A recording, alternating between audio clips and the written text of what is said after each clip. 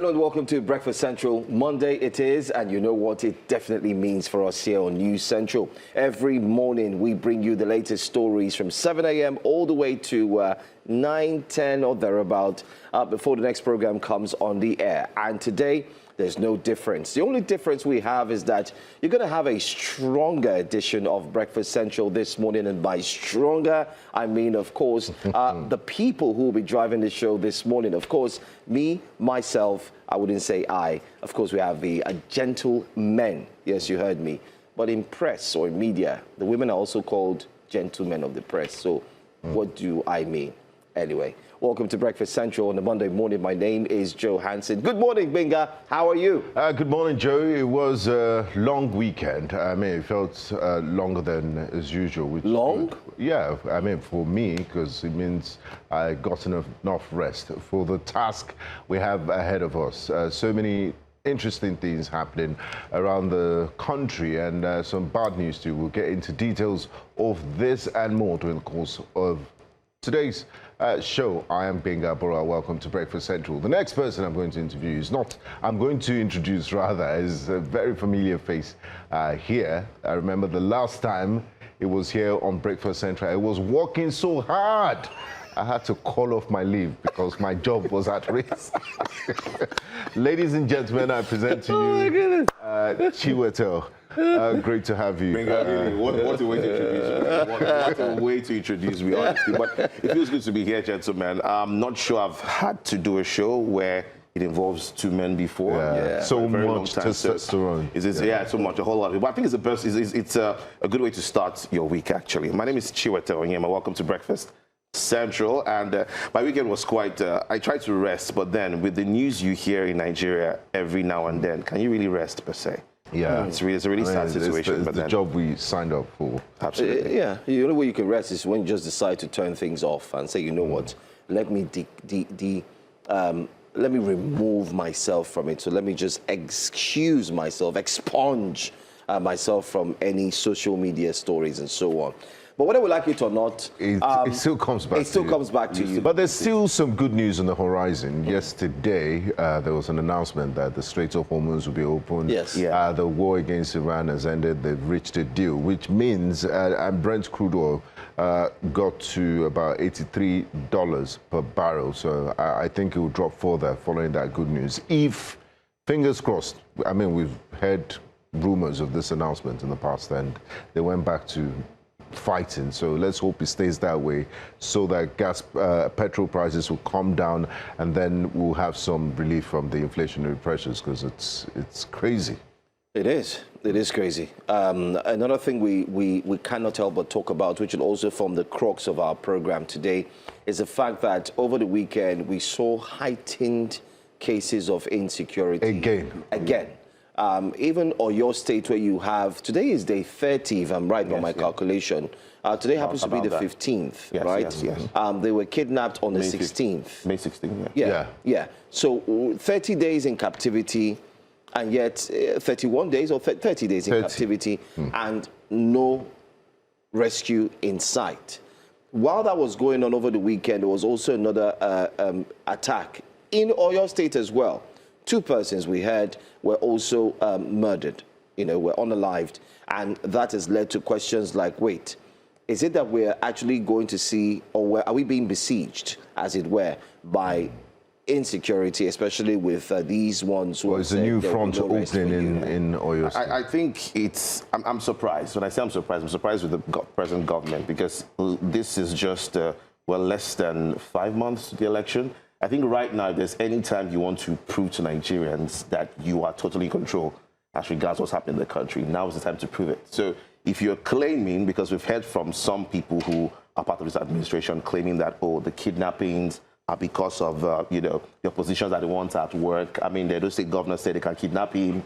Right? Wow. Come and kidnap him. That was so insensitive. But the president, they shall allow the president to think. So when you hear things like this, there's no vacancy in of all times. This is the time for the government to actually prove themselves. How tone deaf can you get? And you're right. A few months to elections, regardless of if they are spirits, they are extraterrestrial elements, anyone that is causing insecurity in Nigeria, this is your time to prove your mettle as a government. You shouldn't appear weak in your messaging, in everything you do. Take the fight to them. How dare you say that it's because of politics? Nigerians don't want to know that. The primary responsibility of every government is the welfare and security of its citizens everywhere in the world. If you fail at that, then honestly, you have no right, or you shouldn't even have the moral right to seek re-election or play politics. And the Edo State governor's statement is crass, it's highly insensitive, it should be condemned because they are victims of terrorism that are living that lived reality every day. And then for you to say, you know, they can kidnap us, you know, flippantly, without thinking, yeah, you turned it to a joke without thinking of even the if they kidnap impact. us, there's no space in our soul. Allow him to think, really. In other words, what are you doing? And the funny thing is, even the people who have been kidnapped that we've seen so far, who amongst them is not part of government? The closest we saw was Adelabu's sister, who was rescued within 4 days. Mm-hmm. And now we're counting 31 days for the children and the teachers. And we lost the general over the weekend. Now, let's go into our conversation, because that forms the crux of our wake-up conversation this morning. Now, there was outrage from Nigerians over the weekend, including you. You may have been part of them. As retired Major General Rabe Abubakar was buried in Katsina State after he tragically died while being held in bandit captivity. Now, the insurgents, so you could say the bandits or the terrorists, had ambushed the retired Army General on the 30th of May 2026. The Katsina State government confirmed he succumbed to medical complications from, take note, diabetes and hypertension while in the bandits' den, after government failed to secure his release. Now, let's also mention that there are counter reactions we do hear as journalists with our ears on the ground, that his daughter has said it wasn't diabetes or anything, because there's a video that also circulated showing him holding his legs. Okay, we're going to put that video up on the screen pretty much soon, where they had taken that video and it was shown online, where they said his legs were swollen, he was having challenges with his legs. We also do hear, like we say, I mean, from one of a family member who said he didn't die of hypertension or anything, he simply died of a snake bite. So we're wondering what the story really is. But this is just one of the major stories that did take place this weekend. The surprising thing again is his body was released alongside his wife to the public. Okay? And questions were asked. How did the people go and get his body? Who brought the body out? Couldn't they trace where the body came from? Someone died, someone was kidnapped. There must have been a transfer somewhere. Yes, someone died after being kidnapped, and later the kidnappers brought, the wife couldn't have carried him from the bush and brought him out into where you have... She's still in captivity.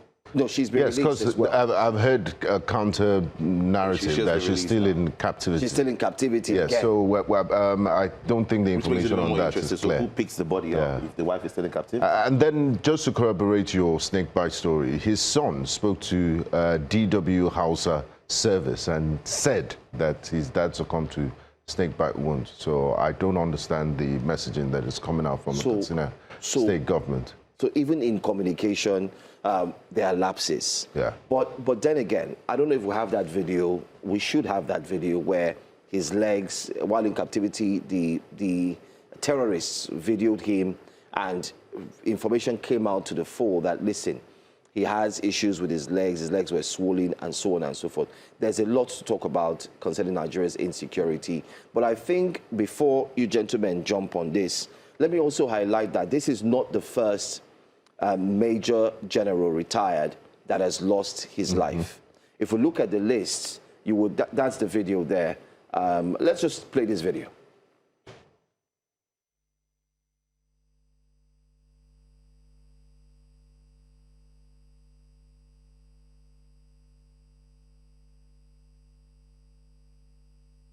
The former Major General, the Major General retired with his wife alongside others who were kidnapped by the terrorists in the bush. Back to what I was saying before, I threw the, the ball, passed the ball over to Benga, and of course, Chiwetel. He's not the first that we're seeing who has lost his life in the spate of 4 months. What we've seen is that we've seen Brigadier General Oseni Omo Brima. Remember how tragically that incident was that led to the loss of the Major General's life, active in service, very sad situation, ambushed, killed, and so on, calling for help. There you go. That's the sign, that's the leg we're talking about, which led to, many have said, led to his death. Number two, we've also seen Major General Hassan Ahmed, who has also lost his life as well as a result of this insecurity. Number three, Major General Rabe Abubakar. That's him there, and that's the man we're talking about. Sadly, we're referring to him as was previously. In past tense, in sadly. past tense, sadly. Number four, we also remember Major General Uba. Yes. Remember Uba? Yes. The sad incident that we heard silent, nothing but silence. Nobody said anything up until a period of time when a statement was released, and then it was acknowledged that, okay, he had died. They were back and forth that, no, he's not dead yet, he's still alive. These are gallant officers, men of the Nigerian army who have put in years of work, and yet it seems like they are the target. I'm passing the ball to you guys, man. You know, this is sad because meant to see the fine gentlemen, serving and retired personnel of the Nigerian army to be killed in this manner and be captured just goes to highlight the level of insecurity in the country has reached an alarming level. I mean, this is a two-star general, and even generals are not immune from the situation we find ourselves in. And I think, I mean, they say insanity is doing the same thing over and over again. I think it's time to take the fight to them. There's no need to sugarcoat anything. I don't believe personally that people that can behead, people that can deprive families of joy, people that can take another person's life can repent. I don't believe in Operation Safe Corridor.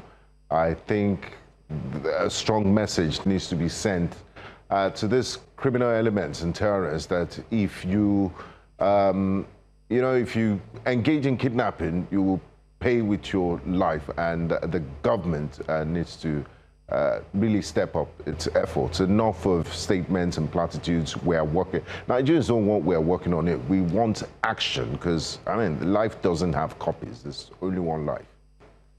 I think when you look at the situation right now, if any government official should come and say that they are working, then I think they sound very funny, because to get to the point where you become a general, it's a lot of investments in there, right? A lot of training, a lot of information. And to even look at this particular General Rabe Abubakar, he was the director for defense information. So my worry now is looking at these people they've been targeting over time. My problem is, what information could they have gotten from them before they even killed some of them?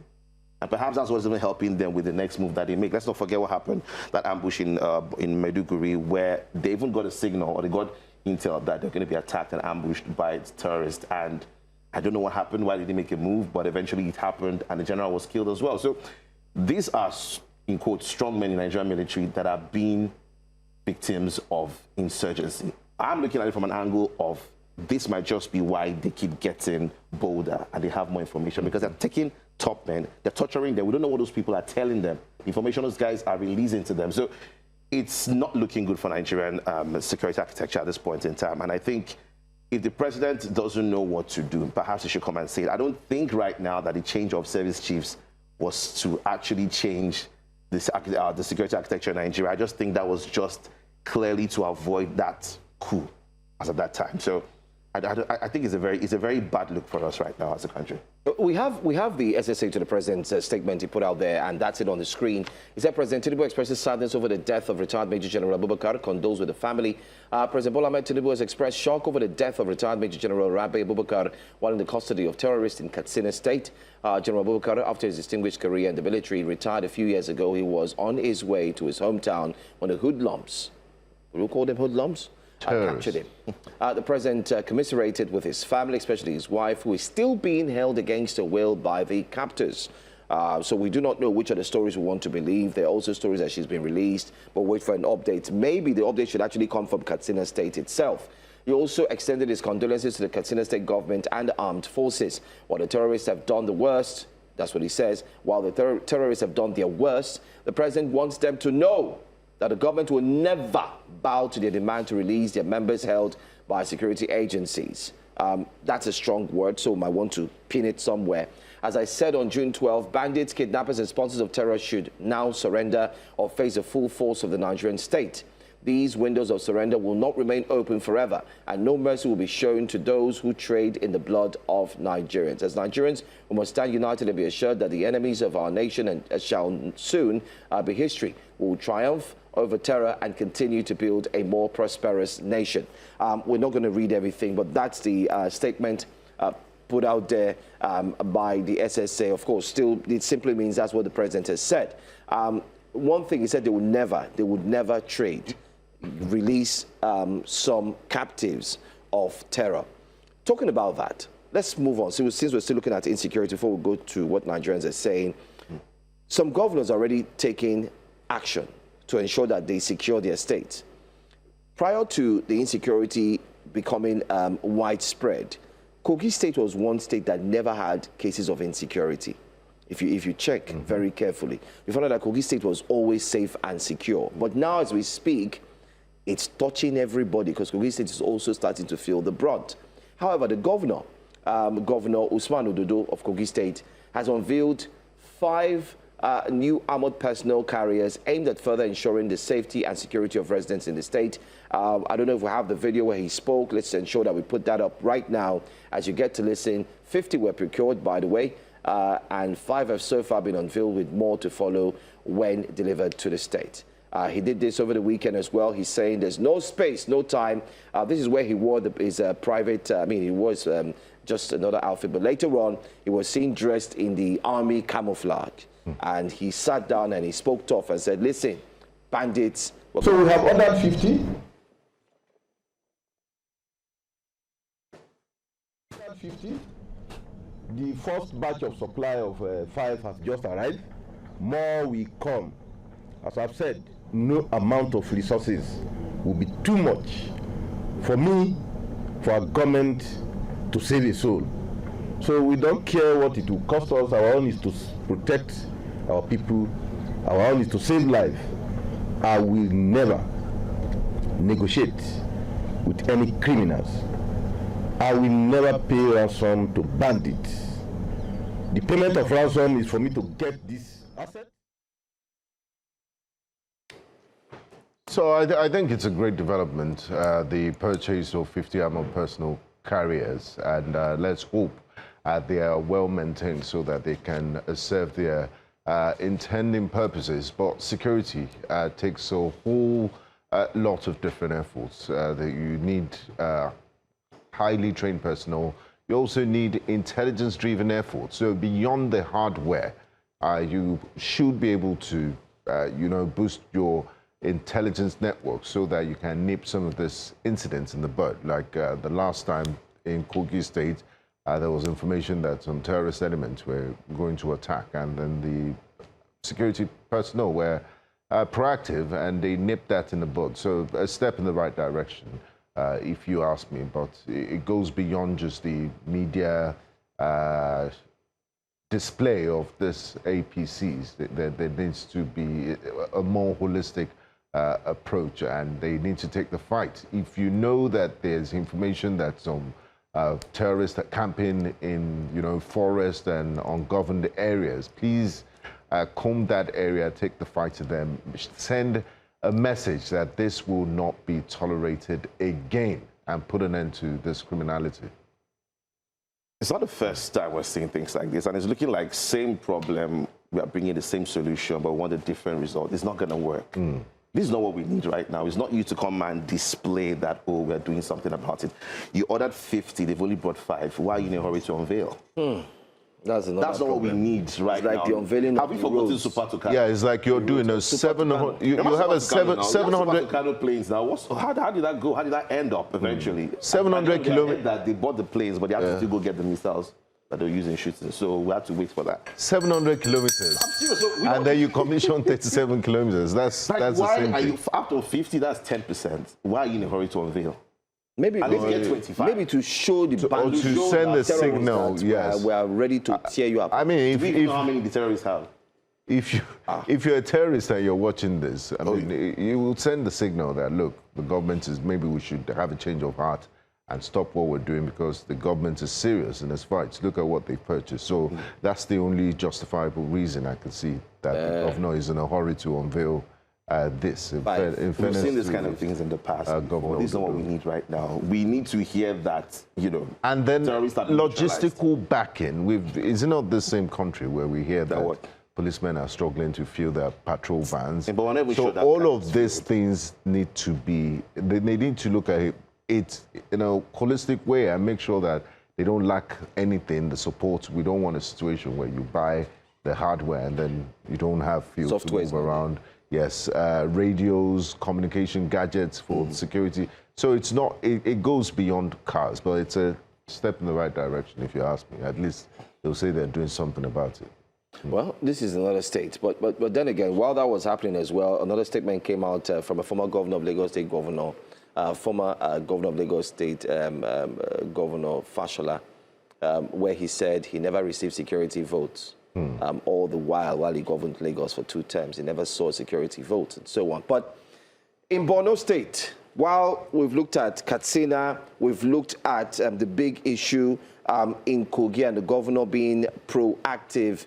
In Borno State, the state I feel the governor is doing fantastically well, even though they're daredevil insurgents or insurgency.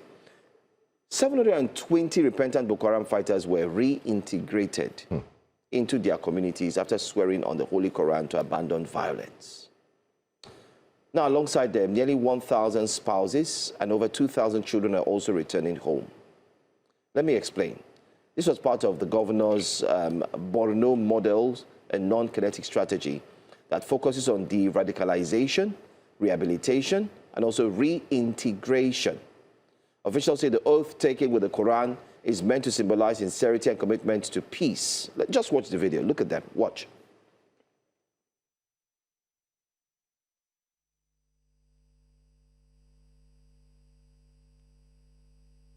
On behalf of the good people of Borno and the good people of Nigeria, we have forgiven them with all our hearts. And they have sworn by the Quran.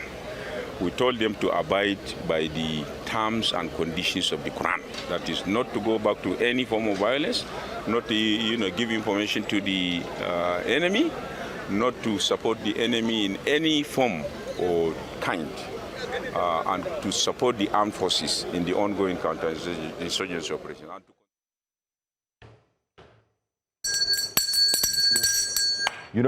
I don't want to sit here and assume that I know better than the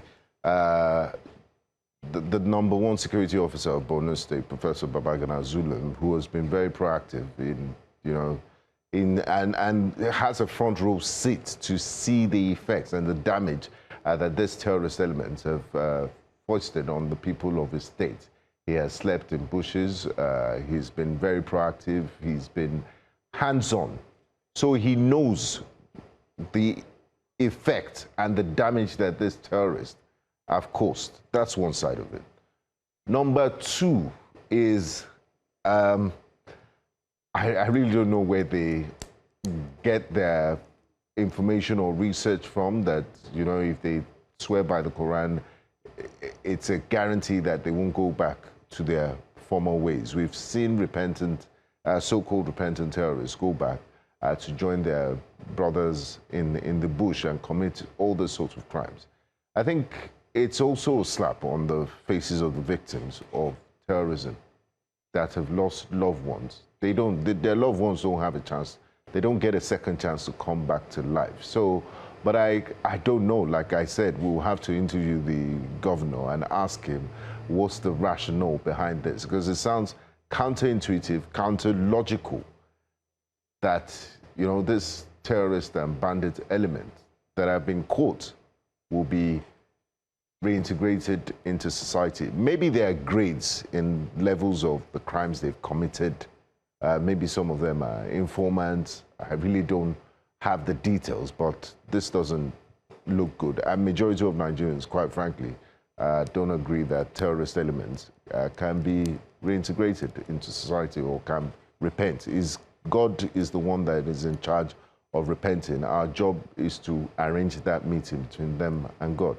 Absolutely, Benga. You've got that's just it. That's our job to actually ensure that that meeting with them and God happens. Because I think I'm not sure the government really understands what they're doing. I think there's some level of if it's lack of information. I don't know who's really advising the government to go about things like this. But what do you mean by reintegrating terrorists? People who behead. They tell you it's a non-kinetic approach. Non-kinetic what? I mean, the president said in his speech that the window is opened. The non-kinetic approach is education for masses, jobs, before they even think of having access to terrorism or hearing about it, ensuring that people are busy, they are well-to-do. That's the only non-kinetic approach that may I understand, not people that have committed crimes. So what happened to the major generals we talked about now who lost their lives? Possibly That's it. So people just killed kill by people some and of next these year they repent. bandits, and the bandits. Where's their own reintegration? Yeah, so where's the bandits said, oh, we committed crime, we killed people, we cut open some pregnant women. I mean, gory sights. I stopped watching these videos, and then all of a sudden they just swear and then they're fine. But then again, that's the story, and I think Nigerians are reacting.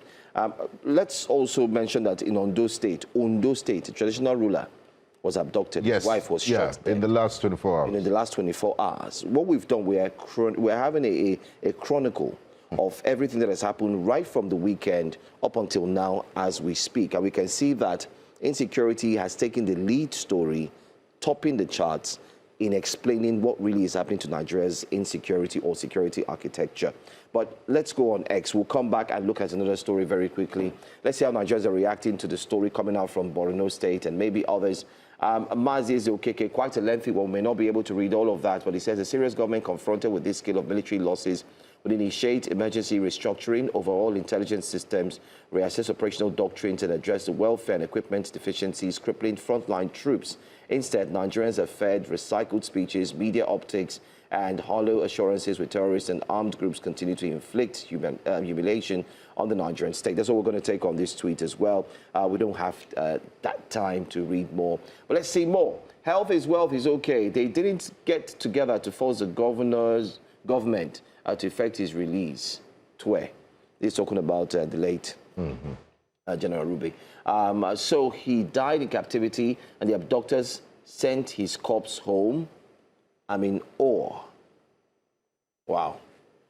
And the next one is from Explorer DC. It says, the enemy you spare today may become the one who destroys you tomorrow. May his soul rest in perfect peace. So at Gru says, DHQ sent a high-powered delegation to Katsina to console with the government and people of the state over the death of Major General Rabe Abubakar. They couldn't send a high-powered delegation to rescue the man and his wife. That's very true. Tough ones.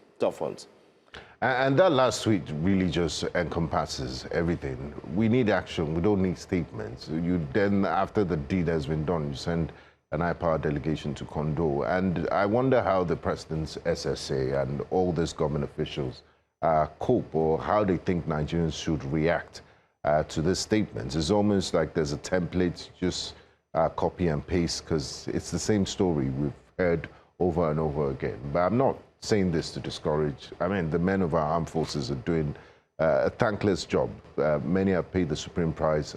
We appreciate their efforts and sacrifices, but we need the political will and all the support they need to take it further.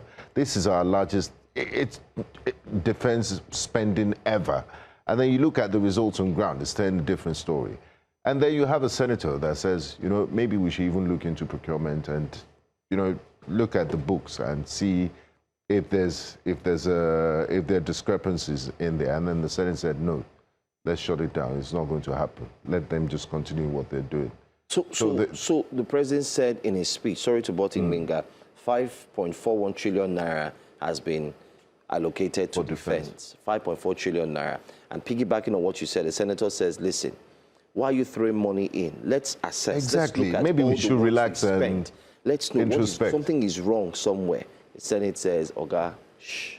The same senator said, where is the NNPC's missing 210 trillion naira? And he stands up and said, I need to know. And the Senate's president says, Oga, shh. You don't have power over that. You cannot summon them.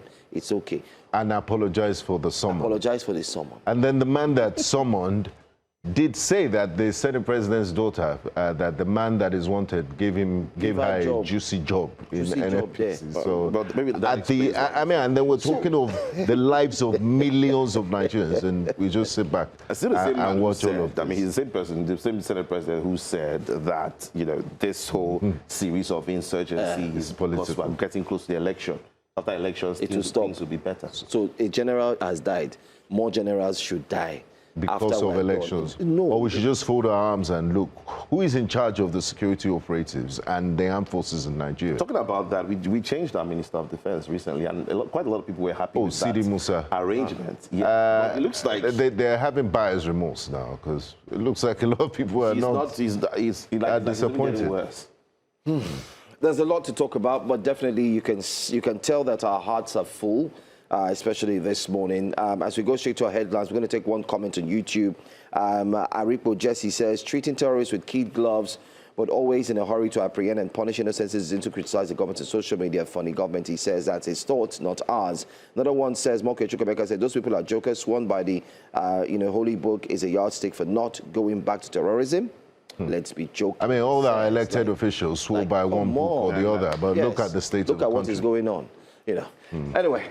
Drop a comment or two. Feel free. We're streaming live on YouTube. Let us know what you think about the story. So far, so good. Today, we'll be having former generals join us on the program this morning to share their thoughts on what's happening in insecurity. And you also can have your say right here on the program. Let's bring to you our top stories on a Monday morning. This morning on Breakfast Central, we'll be looking at the Katsina abduction tragedy as the next General Rabe Abubakar dies after 2 weeks in captivity.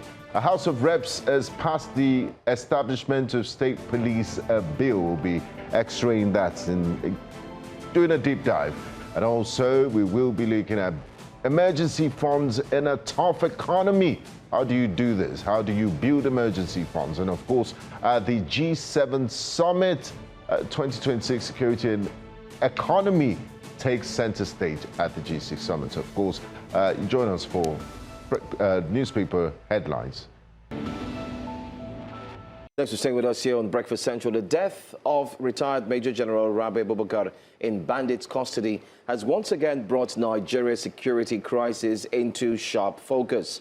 Abubakar, a former director of Defense Information, was abducted alongside his wife in Katsina State and reportedly died while in captivity. His death has sparked outrage within military circles, with many questioning how a nation battling insurgency, banditry and kidnapping continues to lose even some of its most senior security figures to violence.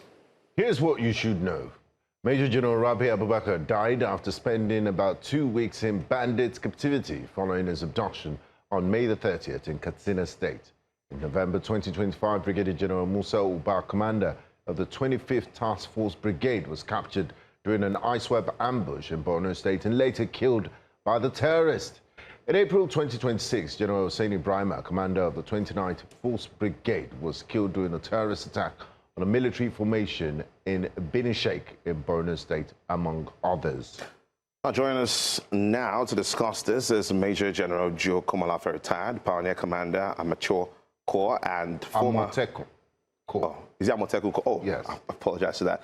Amoteco Corps and former Deputy Director of Plans at Defense Headquarters. General, thank you so much for joining us on Breakfast Central. It looks like we've seen a pattern now in terms of... First, it was Musa Uba's capture and kill, of course, the killing by ISWAP. So the death of Brigadier General Hussein Ibrahima on the battlefield, and now Major General Rabe Abubakar dying in bandits' custody. Are we witnessing a troubling trend where even Nigeria's most senior military officers are increasingly becoming victims of the insecurity they once fought to contain?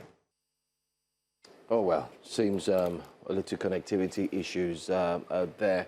Speaking with the general, it would have been nice to quickly see how we can connect with him. Let's see if we can reestablish connection. As someone who's been in the armed forces and, I mean, a senior military officer, I would have insider information as to how these things work, if it's just a random, if they're just victims of circumstances, random one? And also, now that the conversation has started with regards to state policing, it would be nice to know about his experience with the Amotekun Corps and how, we can integrate and how the modalities to make the state policing more effective, because the Amotekun Corps is different from the regular Nigerian police as we know it. What was his experience? Is it, what would they need to do to make it more effective? But I believe we have General Komolafe back online. Good morning, General. My colleague will just go ahead and... General Komolafe, I asked earlier, I said we have seen a pattern where, Nigerian generals are being victims of insurgency. I mean, from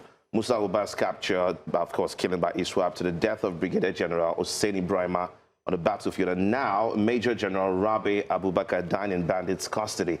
My question is, are we witnessing a troubling trend where even Nigeria's most senior military officers are increasingly becoming victims of the insecurity they once fought to contain? First of all, my heart goes to the family of the lost colleagues, and also to the Nigerian Armed Forces and to Nigeria. They are so resistant. It's quite unfortunate that we find ourselves at this point where what we are fighting currently is not a conventional warfare. It's asymmetric warfare where the person sitting down by your side might be your worst enemy. For me, I still look at the death of this general and other colleagues, not necessarily general, that elements of sabotage is involved. That's my own opinion. Elements of sabotage is involved. If not, it is not as easy as that we just access general and just slaughter general like that. Okay. Are you there? Yes, we can. We just hope that, that the line will get a bit clearer. Maybe if you can help us move closer to the mouthpiece. We do understand we're trying to manage the network.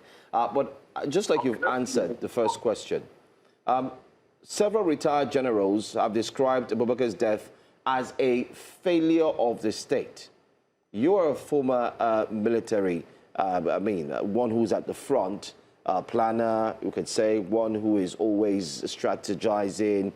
Do you agree that this is a complete failure of the state? And where specifically are we getting it wrong? Well, the state has its faults. The citizens also have their own faults. The fault cannot be ascribed to only the state or the citizens alone. That's my own candid opinion. But you can't just say Nigeria is a failed state. No, I disagree with you. You might have some indicators that failing or failed states out, but the insecurity in Nigeria is not only peculiar to Nigeria, it's peculiar to every state in the world. If you look at what they call it, places like Mali, that are neighbors there, they have their own now, Niger, so on and so forth. So, but we are involved, and we just have to solve our own personal problem without waiting for any of them, without comparing ourselves with other states that are having similar security challenges like us. Now, Brigadier Komolafe retired. Let's talk about the current state of insecurity in the country. You described it as asymmetrical in your opening statement. Well, we've been battling this asymmetrical insurgency and type of warfare for the last decade and more. So the armed forces should have gathered necessary battle experience in dealing with this terrorism. So why do you think we're struggling? I mean, a country that its armed forces went to faraway lands like Liberia and Sierra Leone and ended wars there. It sounds really funny to Nigerians that we seem to be struggling with this insurgency. Is it the mode of the warfare? Is it the soft target? Or is it a failure of even policing in the first place? Because I don't think that the duty of the Nigerian police is not to prevent kidnapping, of the Nigerian armed forces is not to prevent kidnapping and all of this, but to protect the territorial integrity of the country. Thank you very much. Can I respond? Yes, go ahead, please. Thank you very much. First of all, the failure of the state has brought all those things to this level. Like you rightly mentioned, the internal crisis we are having is supposed to be police responsibility. But when the states refuse to actually empower the police the way it's supposed to be empowered, we have no choice than to come up under one of our responsibilities, that is to assist. That's under, when you talk of internal security, when called upon to do so. Unfortunately, an average Nigerian believes that it's the military that has the responsibility of combating this internal crisis that we're having. No, it's supposed to be the police responsibility. But because the state has failed the police, that is why the responsibility comes upon the military, which is not supposed to be so. Under normal conditions, our work is to prevent external aggression either by air, land, or sea.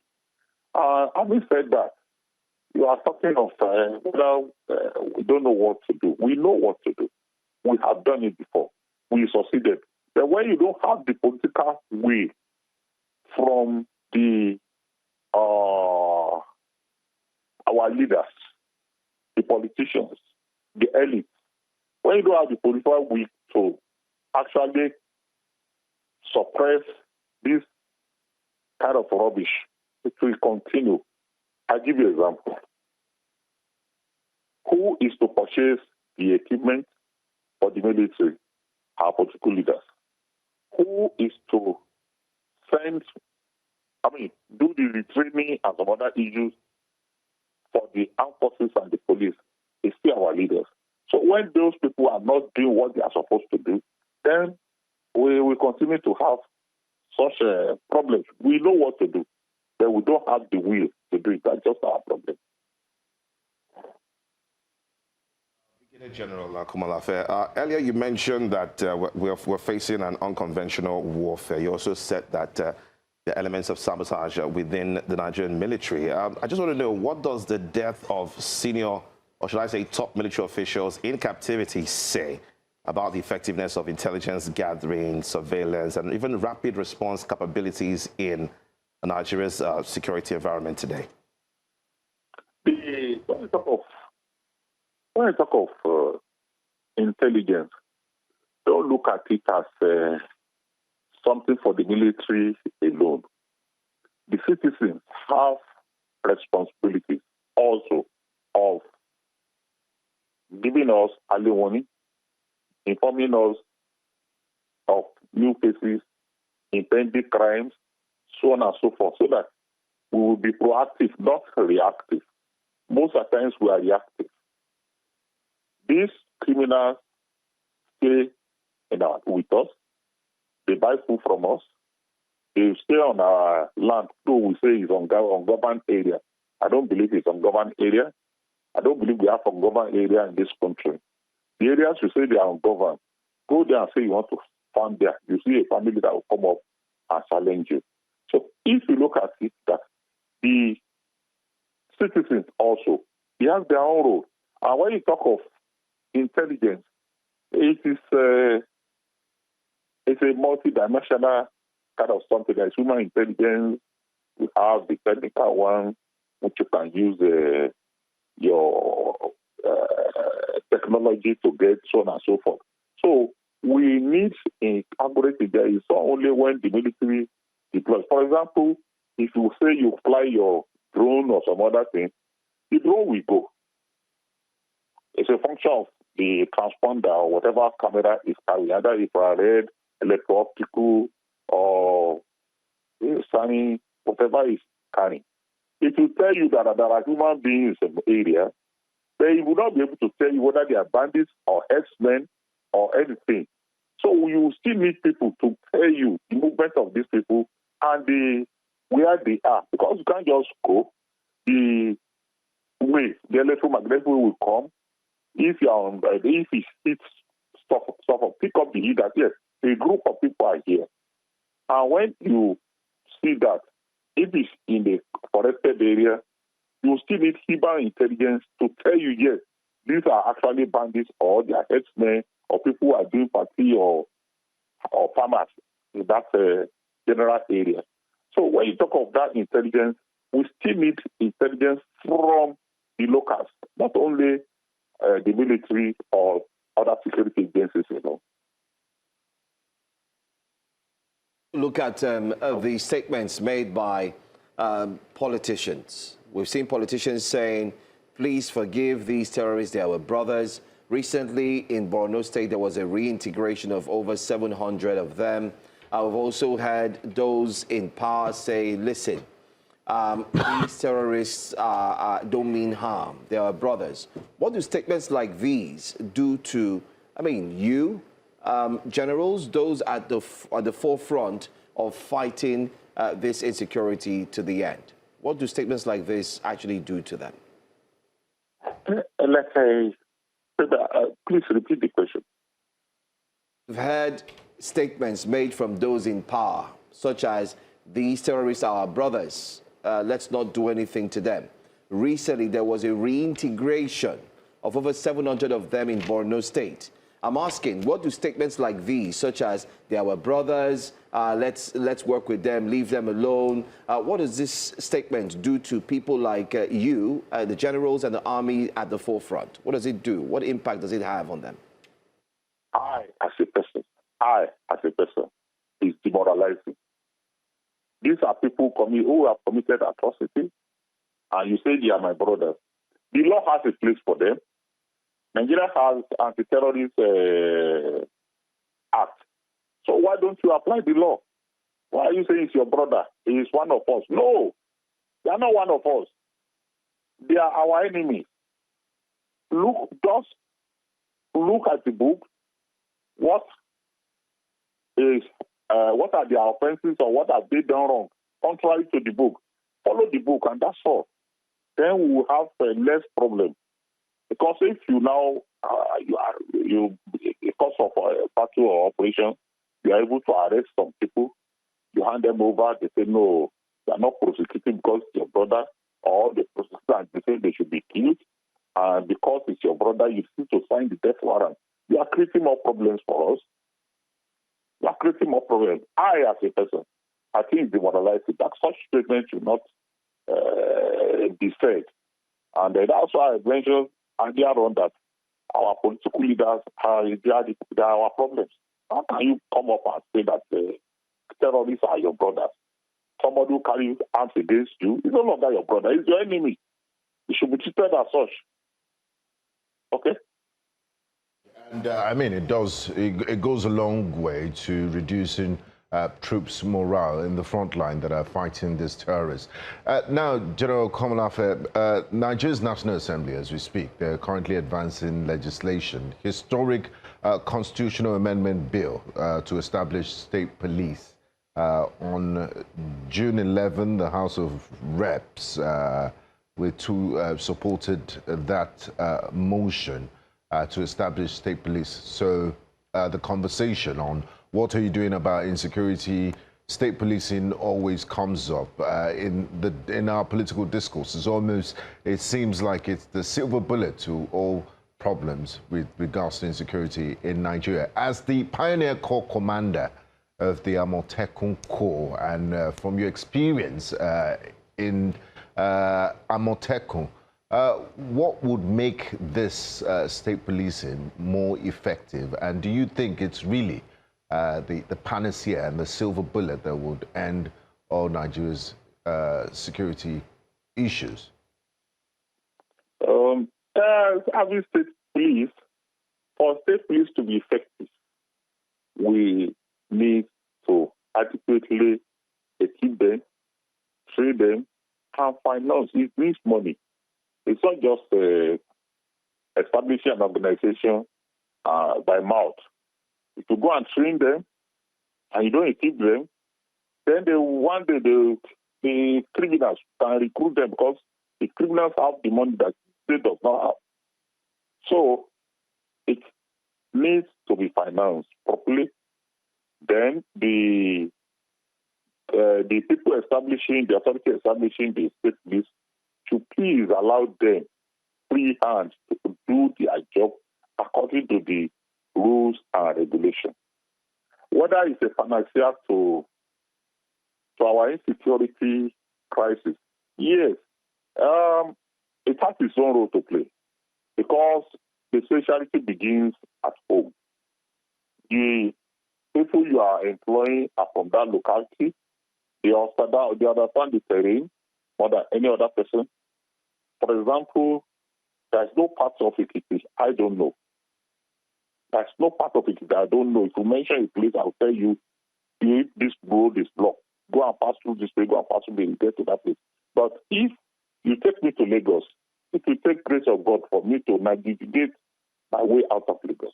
So if you have the police who are well trained, that state police who are well trained, well motivated, and who has the equipment, I think security will say it passed from me, you, and us. Me, you, and us. So if it's like that, we may be able to reduce the level of insecurity in the country. But the danger is if you go and recruit people and you are not paying them well, you are not giving them weapons to do their job or equipment to do the platform to do their job, then you are creating more danger. So I will expect that when state police are treated, they should be able to equip them, pay them well, and it's not compulsory that every state should have state police. If any state that cannot pay its own state police can still down the federal police. That's my own opinion. So if you know you don't have enough money to do, but if you can finance it, why not? It solves our problem. It reduces the pressure on even the national police because the law will now allow them to carry some automatic weapons, which did not allow Amateku to carry. Amateku was not permitted to carry automatic weapons because the constitution said there be only one police for the Federal Republic of Nigeria, and it does not allow us to carry up. All we are just doing to gather intelligence, still transferring it to the same police for action. Retired Brigadier General Joe Komolafe, thank you so much for joining us on Breakfast Central. Thank you for your time and insight. Thank you. Thank you. All right, coming up next, Reps pass bill for establishment of state police. Of course, how can citizens build emergency funds in a tough economy? We're going to talk about that in a moment. Just stay with us.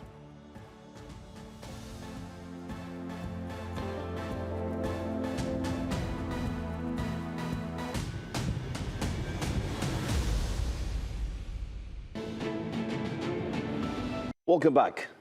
Nigeria's House of Representatives last week overwhelmingly passed the State Police Bill, a constitutional amendment that shifts policing from the exclusive control of the federal government to a dual system federal and state police.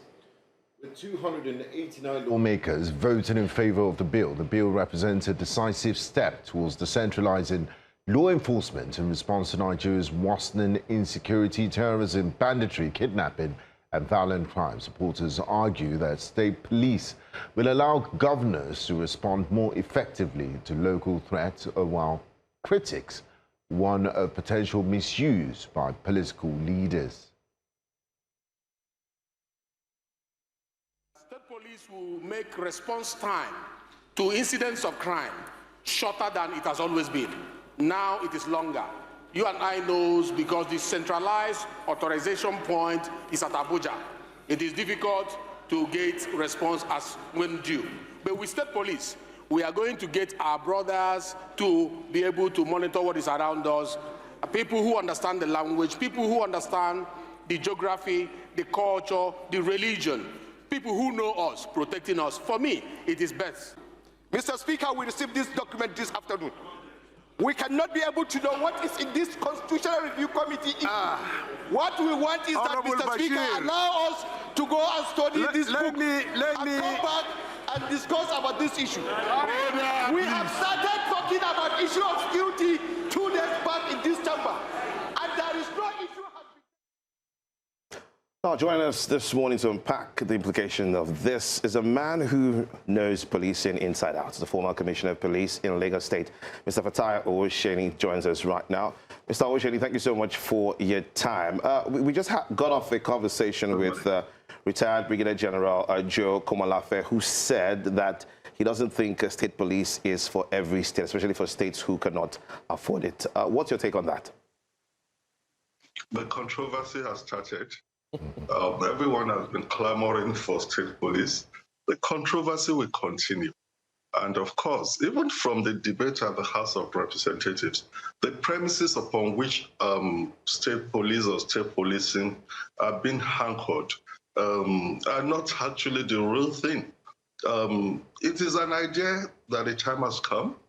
What the country should be doing is to, we've been talking of the evolution of power, and they've taken section 214 of the Constitution that says we should have just one police as the, hindrance to governors, responding to crisis and internal security problems. No, excuse me.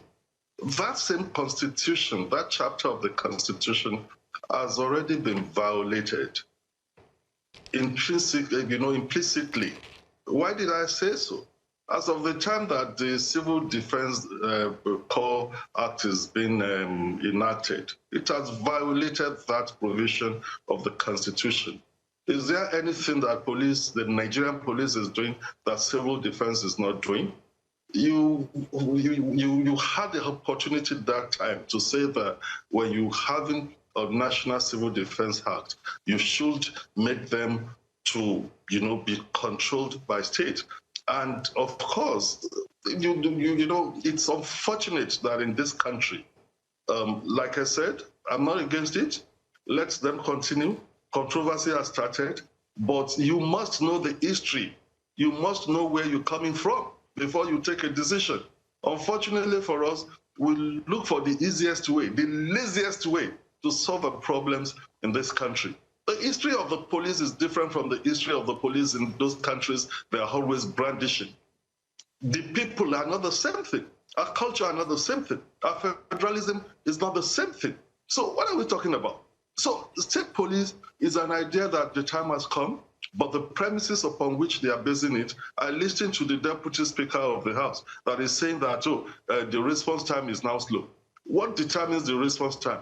It is not whether you have the governors in control or not that determines the response time. It is the wherewithal that you provide for the police and the terrain that is, that determine the response time. The response time that they're talking of, all those, excuses that people are giving, that some of our leaders are giving, that it takes time for the Commissioner of Police to take instruction from the Inspector General of Police to act on internal security operation is a lie. I was there. I have won the shoe. I have never waited for the Inspector General of Police or anyone to give me instruction to respond to internal security problem in Lagos and in Borno State. And commissioners of police are not supposed to do that. The responsibility, the obligations of commissioners of police are created by the law. The job is already cut out for him. If you have a commissioner of police who is sitting down there and they have an internal security problem and is waiting for a governor or an IG or the president to give him instruction, it's not worth wearing the uniform. The law has already set the obligation that you should do when it comes to law and order. So we should start deceiving ourselves.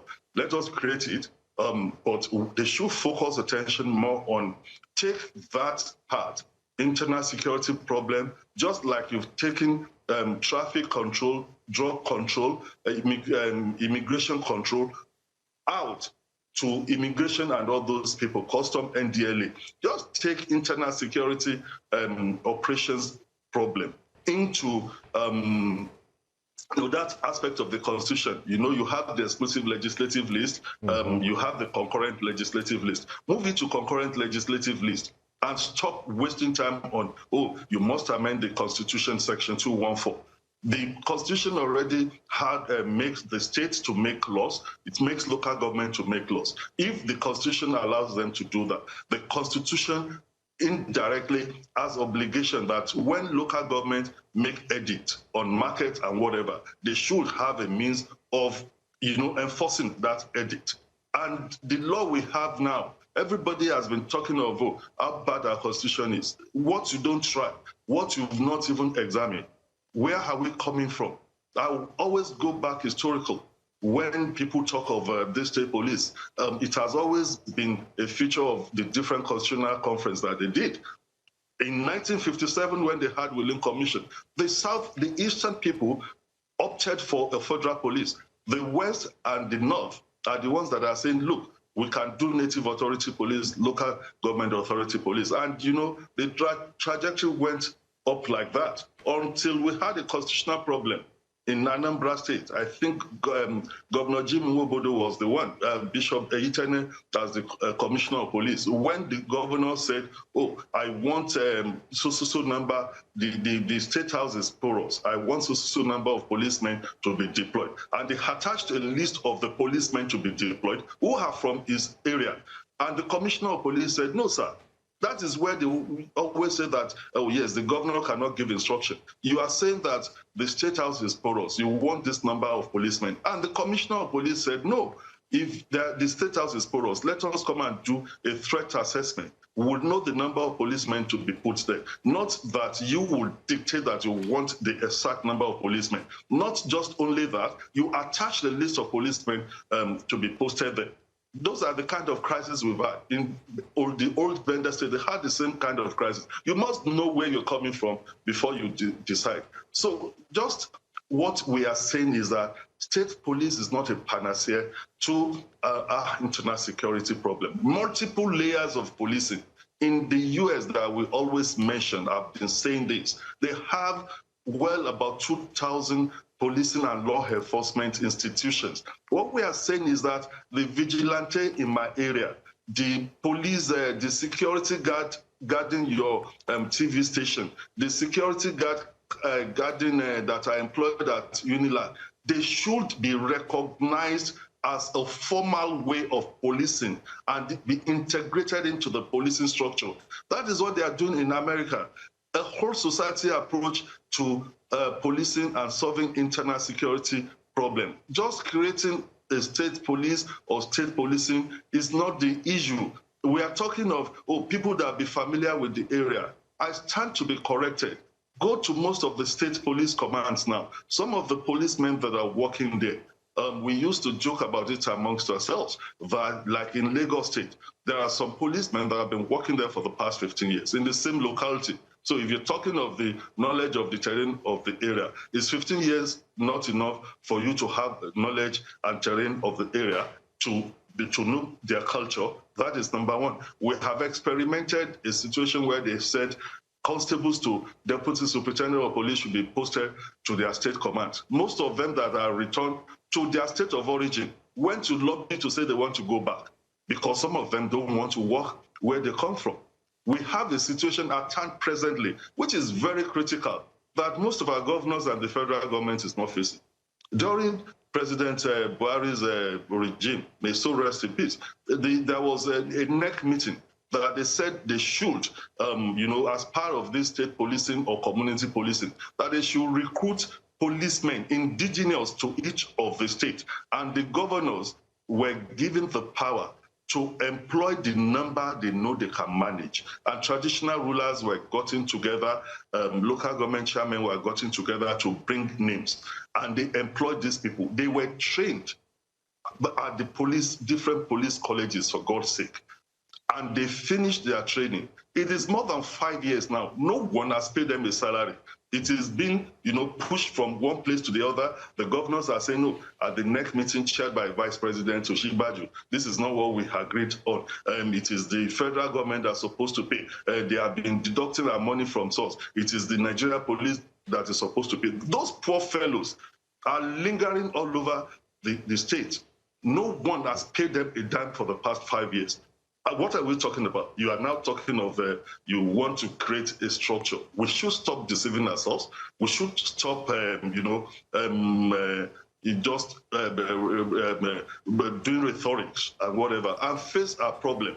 We've been talking of internal security problem. We've been talking of terrorism, and everybody is talking of, oh, let us use technology. Yes, technology is good. Where are these people getting the source of their weapons? The people that are kept in the bush, some people are buying food for them. You must also prioritize human intelligence. Our culture must change. Civic responsibility has to come into place. You must resource the police, you must resource the military well. As of this moment, do they have what it takes to even do the job? Plus, getting the people at the grassroots to get involved. The traditional rulers are there. We've been seeing all what is happening. We are not overwhelmed. We are only not serious. The president, with his willpower, can come out and say, look, service chiefs, I want this problem to be solved. Call the traditional rulers. Call the leaders in different communities. We can solve this problem. It is not above us. We don't need to import any solution from anywhere. So if we are using the state police as an excuse for not solving internal security problem, we are fooling the masses. We are fooling Nigerians. We are not saying the truth. That is my opinion. Wow. Mr. Oshana, I must say that, you've said a lot in this conversation, highlighting some very worrisome issues that I think, like you mentioned, needs to be looked into before moving to the state police. Concurrent list, exclusive list, things can be done, the commissioner's role. So much, and I'm sure our viewers are actually taking this in. But I also want to ask, in the same breath in which you've mentioned that the federal government should actually, they should be serious and look into the situation of things. The president, in his speech just on Friday, said that they're looking to bring in 50,000 police officers. And here we go. You just mentioned that during the past administration, some men were drafted into the police, and yet they've not been paid. And here the president says he's bringing 50,000 more. And then he talks about a 5.41 trillion naira that is about to be thrown into Nigeria's security and defense architecture. My question to you is simple. What is our major problem if we're to itemize it? And I'm going to mention one. Is it the money that is being accrued or that is being set aside for security? Is it used properly? Number two, is it just the fact that we need to bring in more men into the police, or is it that we need to pay them well? What is really the problem that is not being addressed? Look, yes, I want to thank Mr. President. Mr. President is trying. The president is just one person. The issue of even the toxic relationship between the national and subnationals must be solved. Our political arrangements must be readdressed. A situation where, because the president is from one party, the governor in the state is from another party, you have this toxic relationship that if you have internal security problem, the governor will first hesitate to go to the president to say, oh, the president doesn't like my face because I'm not from his party. Or the people around the president would hesitate as to what they are sending to the state. That must be solved. That toxic relationship between the national and subnationals, which they've over-politicized. I don't think our past leaders, our forefathers, envisaged all this. And that was why when they were setting up with Link Commission and the report says, oh, you should have a police council. The police council is to be chaired by the president or the head of state, while all the governors should be members. It was stated clearly there that it is not envisaged that at a point in time we'll have a president and all the governors coming from the same party. But once you are a president or you're a governor, you are now fathers of the people. So we are doing this toxic relationship to the detriment of our people. That is number one. 50,000 policemen to be employed. It's not about just employ 50,000. The ones we have have they been properly trained? We should have, as of the time I joined the police, we have refresher courses for rank and file. We have inspectorate development course. We have the junior command course, intermediate command course, senior command course. When did the police conduct those training last? And when you join the police as a rank and file, that is what they call engagement and re-engagement. They jettison these extant rules and regulations such that what you have in uniform now are people that don't even know the laws that they are supposed to enforce. So you must be able to train them. And yes, you put the blame on the Inspector General of Police as if they fund to train. We have, the scheme of service, we have training manuals that say before you can be promoted from this rank to that other rank. Nobody is doing that because they will say there is no money appropriated to the training colleges. So what are we talking about? Is if you bring in men and you don't properly train them, you will have showers all over the places. People that will just be manipulated. Training, first train the one you have. The federal government now, the president, they set up a committee to look at the training institutions. How much have they done?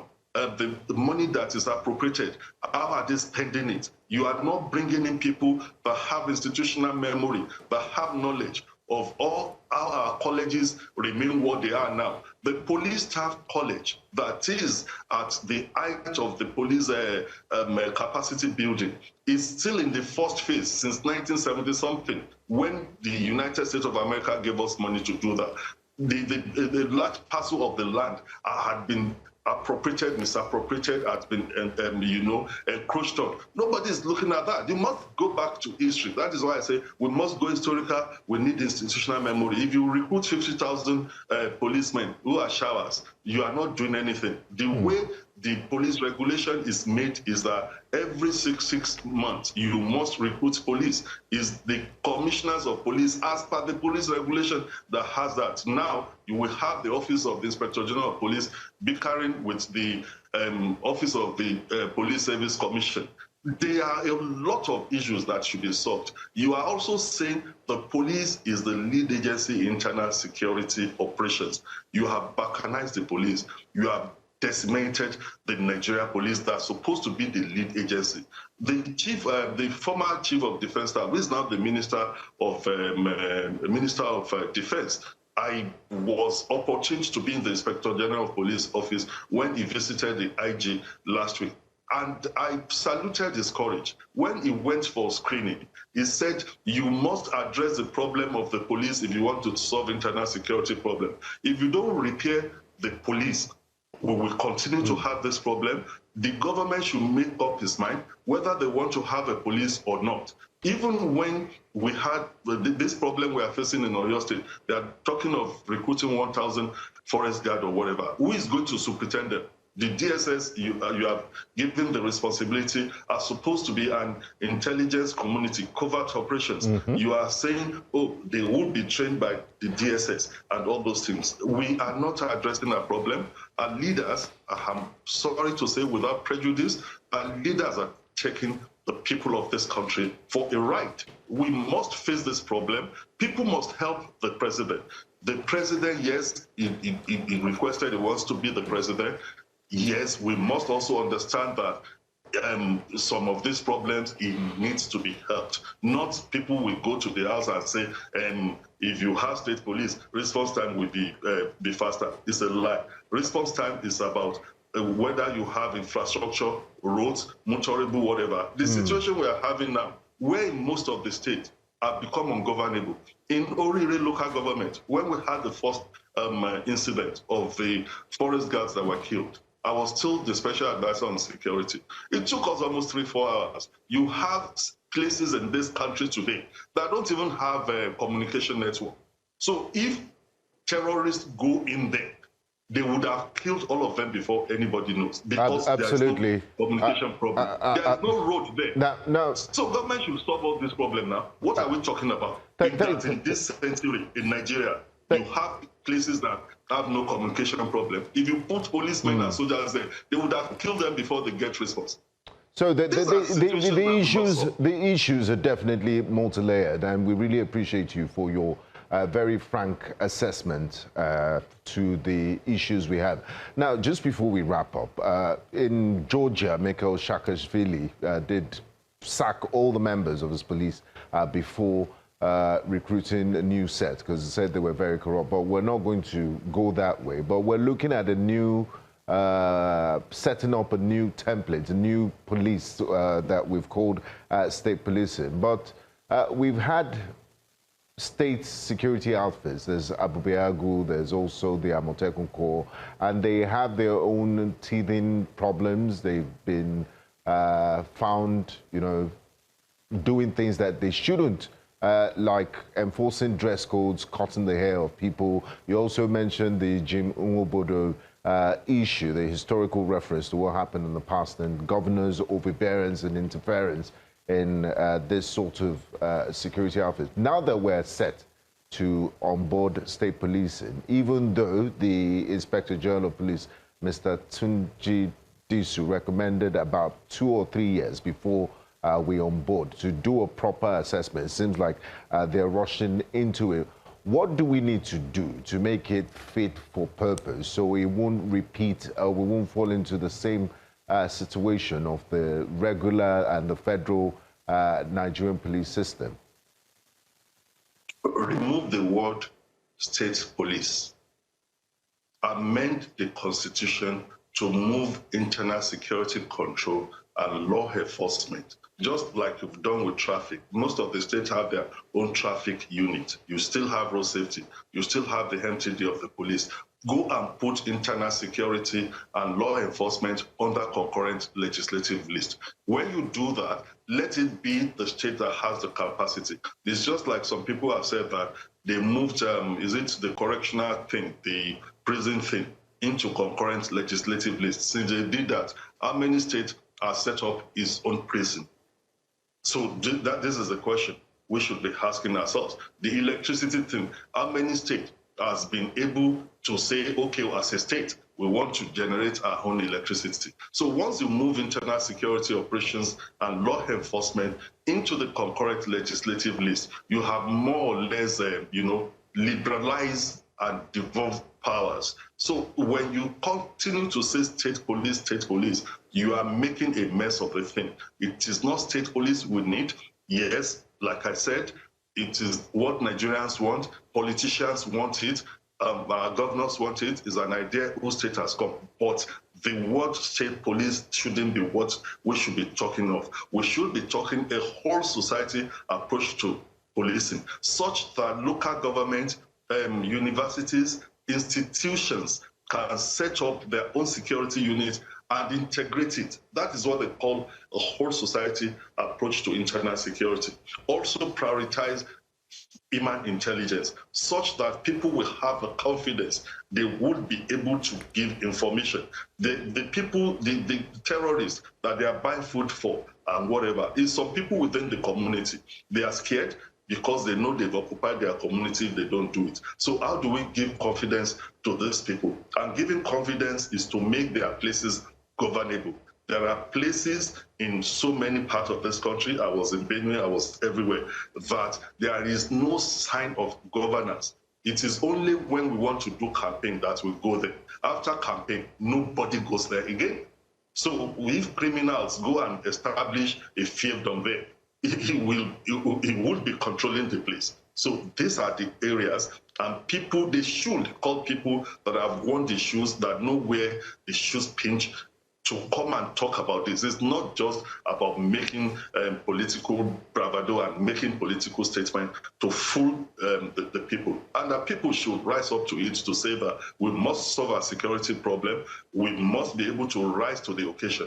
When people come, if you have cutlass, if you have whatever, bring it out. Whatever you have, use it to fight. People that fight insecurity, that is what they use. And I won't blame us. It's the way we had our independence. We had our independence on a platter of gold.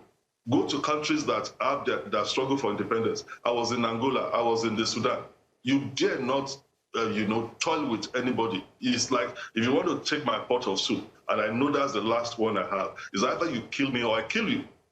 So we must have that civic responsibility, and our leaders should stop fooling us and telling us. We should stop looking for lazy and easy way of solving our problems. Rather, we should solve it holistically. Thank you so much, former Commissioner of Lagos State Police. Thank you so much, Mr. Fatai Woshani, for speaking with us. And we would look forward to have you again as the particular state police drive continues. We want to see where it's going to end. I'm sure you saw the starting video where one of the members of the House of Rep was saying there's no much time to go through it while they're rushing. But our time is up. We have to go on a break. Thank you so much for joining us. Thank you. Thank you very much. I pray that, our problem is solved. We are waiting to see what magic the federal government would do to help us to get the people in captivity, the Ogbomoso children and the teachers out. Everybody should join hands with us to get these people out. Thank you. Thank you so much. That's also our thoughts. We'll go on a quick break. When we come back, we'll be discussing something relating to education. So do well to stay with us. You're welcome back to Breakfast Central. One of Nigeria's foremost institutions of higher learning, the University of Benin, has taken a major step towards securing its future through strategic partnerships and sustainable funding. On the 4th of July 2026, the university will officially launch the University of Benin Trust Development Fund, a forward-looking endowment initiative designed to strengthen institutional sustainability, promote research, excellence, support infrastructure development, and expand opportunities for students. Established in 2025, the fund aims to mobilize support for alumni, corporate organizations, parents, philanthropists, staff, students, and friends of the university who share a commitment to advancing academic excellence and innovation. This morning, we will examine the significance of the Trust Development Fund, its long-term vision, and how stakeholders can contribute to building a stronger and more sustainable future for the university and higher education in Nigeria. Join us this morning. We have Professor Eddie Eragbe, Professor of History and International Studies. We also have Director of the Directorate of Advancement of and Alumni Relations, University of Benin City. That's also and the member, we also have a member of the Board of Trustees, University of Benin Trust Development Fund, Vice President Diaspora, University of Benin Alumni Association Worldwide, Mr. Alex Eromo. A warm welcome to you, gentlemen, and thanks for joining us this morning. I would like to start with Prof. What's the University of Benin Trust Development Fund, and why is this coming now? Because you expect a great university like UniBen to have established this many years ago. Please shed some light on this. Okay, thank you, and we really appreciate you for having us here on the mandate of the board, which of course is headed by our alumnus of the University of Benin, person of Pastor Eze Iyamu. And as it is, the idea of this Trust Development Fund is novel and new and first of its kind as far as our Nigerian society is concerned, our university system, and is the initiative of our Vice Chancellor, Professor Edoba Bright Omorige San, who, by special grace of God, also is an alumnus of the University of the Benin, the very first. His vision behind this, immediately came on board, is that the funding of our universities, and everyone is aware of that, and indeed education is one that has a lot of shortfalls, that looking at where we want to be, a lot still needs to be done.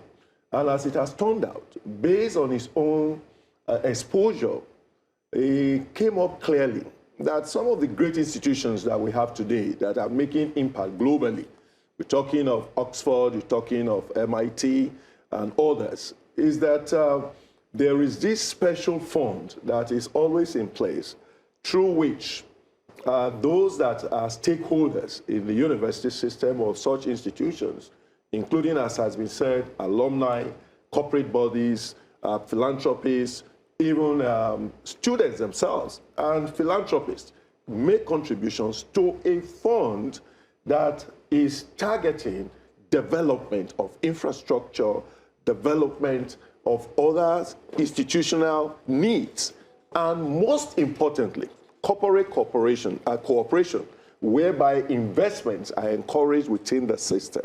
This is the trend. And once he came up with this idea, it is not the regular university board, as it were. This trust fund is registered with corporate affairs. And the board members, interestingly though, are very distinguished Nigerians. To the extent, as has been mentioned, he is just a member, that is Professor Edoba Brighton as Vice Chancellor, but the chairman is an alumnus, and there are others that are there. But interestingly, a good number of them have been key players as far as the alumni or university development is concerned. Richard Ahonarogo San, who is the secretary and a member of that board, was at the time the worldwide president.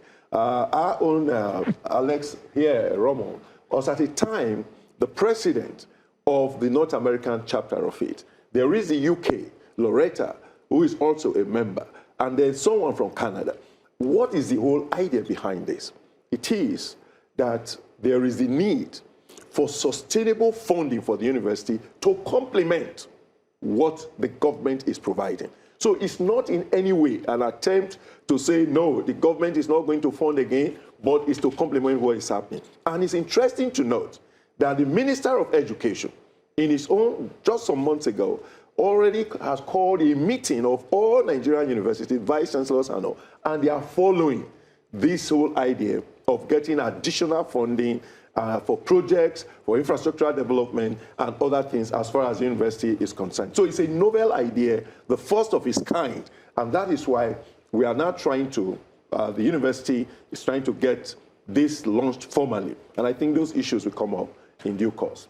Thank you. All right, Professor, I must commend of what you've done with the University of Benin Trust Development Fund. I mean, it's a good thing to see that schools are not just waiting for the federal government to, of course, come through with the funds. They're also trying to look for ways to ensure that they can get funding as well. But my next question is to you, Mr. Alexander. Of course, we've heard of development funds from time to time, but I'd like to know exactly what makes this particular one different from what we've seen. Okay.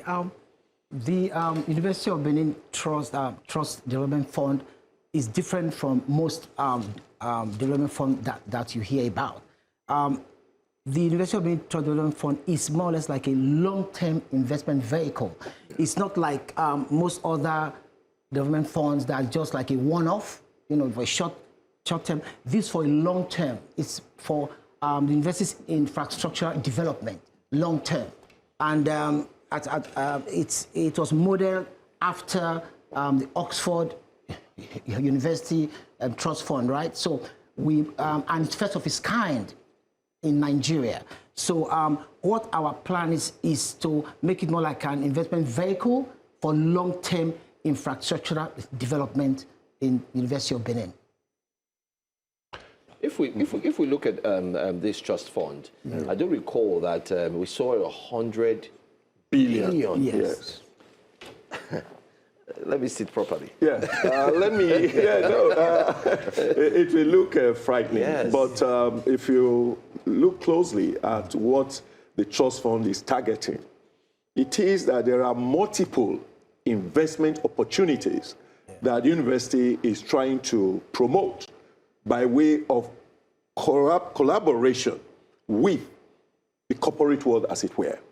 And to that extent, for example, is that University of Benin believes that the University of Benin as a campus is one that if it were to have investors that will put up a 5-star hotel, for example, it will now be a major attraction for people coming to Benin for conferences, workshops, things of that nature, and that will mean that it will be promoting development in that extent, to that extent. And if you look at the cost of that, definitely, it is not just 100,000, 100 million that we're talking about. So we have to be here clearly that the trust fund is looking at donations that will be utilized, but at the same time, it's looking at investments that will be coming up. For example, the Vice Chancellor and the board believe that right now there should be first-class hostels for our students. These hostels, there are options how they can come up. The university, of course, is already getting support from the federal government, but corporate bodies, individuals can decide on build, operate, and transfer model to come and build hostels for our university. After a while, they hand them over. There can also be direct donations. To that extent, on behalf of the Vice Chancellor and University of Benin, I think we have to appreciate the great contributions that we have been having in terms of hostel development as far as Daisy Danjuma and the family are concerned. They have built and given hostels to the university. And so what we are saying is that there is an issue of abattoir, a modern abattoir of a first-class nature. And these are all capital-intensive issues. And as my brother has mentioned, the president here, it is that this is a long-term, sustainable targeting project, not the one that you just start today and is gone. And that is why it is being projected that come July 4th, it's going to be the launch of it, but it's definitely one that there will be continuous payments and contributions and partnership in that regard. I want to state that the president of the current president of the Alumni Association worldwide is a member, is one of the board of trustees members, to tell you that one of the unique things about the University of Benin is that it has a very thick base in terms of alumni. In all modesty, at this moment, we're looking at about 300 to 500,000 graduates that they have produced already. So what is being said is that these friends of the university and children, in quote, of the university, if they key into the developmental agenda of the university and all, it will definitely help to make it a world-class university, which is the vision of our Vice Chancellor, Professor Edoba Brighton Morege. So I'm saying, don't be scared of the 100 billion target. It is a continuous issue. And in all of these, we are expecting philanthropists that have things, legacies. Because let me tell you, for example, you have heard of Rockefeller. Those are kinds of endowments which people want to put up. And this can still be done, even under this kind of platform. That if you have a target, oh, my father, my family wants a name to be sustained. We want to contribute to Nigeria's development and the youths and all. So we want to give you a 1,000-bed hostel. But it should be named after our family and things of that nature. Is the kind of thing that is being projected. And so it is one where the university says, the board, we have to be clear here. This is very important. It is not like a committee of the university. It's not like the statutory board that the Vice Chancellor sets up. No, this is a body that has its own legal authority and backing. Because as I have said, it's registered with corporate affairs, but working with the authorization of the university. And to the extent that February this year, 16th, the pro-chancellor of the university inaugurated the board right here at the University of Benin. And this is the first major project that they are now calling for in terms of let us all come and support the development of the greatest university, we say, the greatest university of Benin. Now, Mr. Roman, I believe you were the chairman of or president of the Alumni Association in North America. Yes. So you won't be scared of this 100 billion figure. Because you have Harvard University doing 56 billion, Yale doing 44 billion, and Stanford in dollars, $1 billion. So it shows us a long way to go. And the idea behind it, as we've discussed this morning, is fantastic. Now, from your experience in North America and engaging with the alumni of University of Benin, how interested are people? Do they have regular meetings? Do they want to give back to the institution that helped them to become who they are today? Yes, what's the situation like? Yes, over the past few months, as most of you would have known, we have been out there, reaching out to our alumni, to organizations, to private individuals, to friends of the university, in order for them to key into these projects. Most stakeholders have already given us their word that are going to donate, and we've actually been advertising out there, and we're very surprised that a lot of private individuals, a lot of organizations out there, they are ready, willing, and able, because our vision is to establish the University of Benin as a model, as a model institution, as an institution that will be one of the best in the world.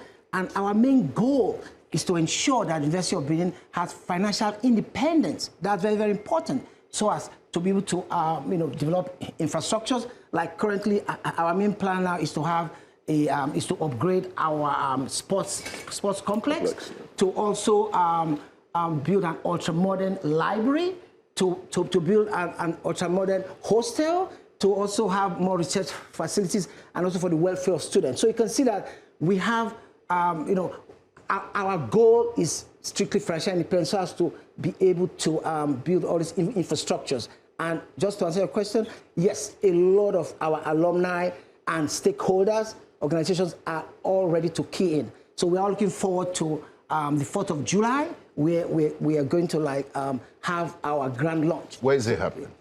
It's happening at the auditorium at the University of Benin at Ubor campus on the 4th of July. Just to add here, in addition to what he has mentioned, part of the innovation here is that we are expecting, as he has mentioned, great people to participate physically. But the university is aware, the board is aware, that there are many all over the world, because as we speak now, there are subcommittees that have been put in place for this launch, and there are members attending from Japan. There are those from Australia, and all over, from Enugu, all of them are participating in this project. And one of the provisions, if you look closely at what we are saying, is that if you want to even give $1 or ₦1, there is a facility for you to do it. So the website has been developed along with this technology that makes it that everyone, every corporation, everybody that wants to participate in this can really key into it. So it's an initiative that we believe strongly, and the Vice Chancellor, Professor Doba Morige, believes strongly can really bring about sustainable development for the university. As I mentioned just now, we were in Lagos not too long ago, where the Minister of Education, the country, the university system entirely, is trying to now key in into this fine synergy between the citizens, both corporate bodies, ordinary or philanthropists, as we call them, and the government working together to advance the cause of education as far as our country is concerned. Thank you very much, gentlemen. Unfortunately, we've come to the end of this, and the information is out there. I would like to say thank you to you, Professor Eddie Rabe, and also Mr. Alexander Eromo, for your time this morning. We wish you all the best with the launch. Hopefully, you do more than the 100 billion Naira target you said. Thank you so much. Thank you. It's been a pleasure. Absolutely. Thank you. Let's go to a quick break. And Minga, when we come back, we're going to the G7. Yes, still a lot more to talk about. Stay with us. We'll be right back after this commercial break.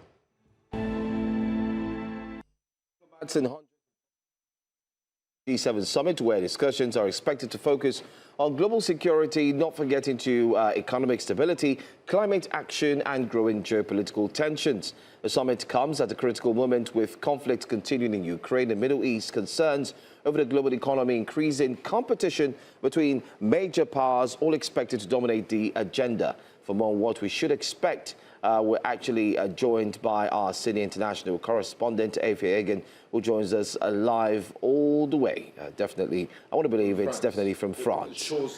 Absolutely. Absolutely. So we're going to say bonjour, bienvenue, Efia. Ça va?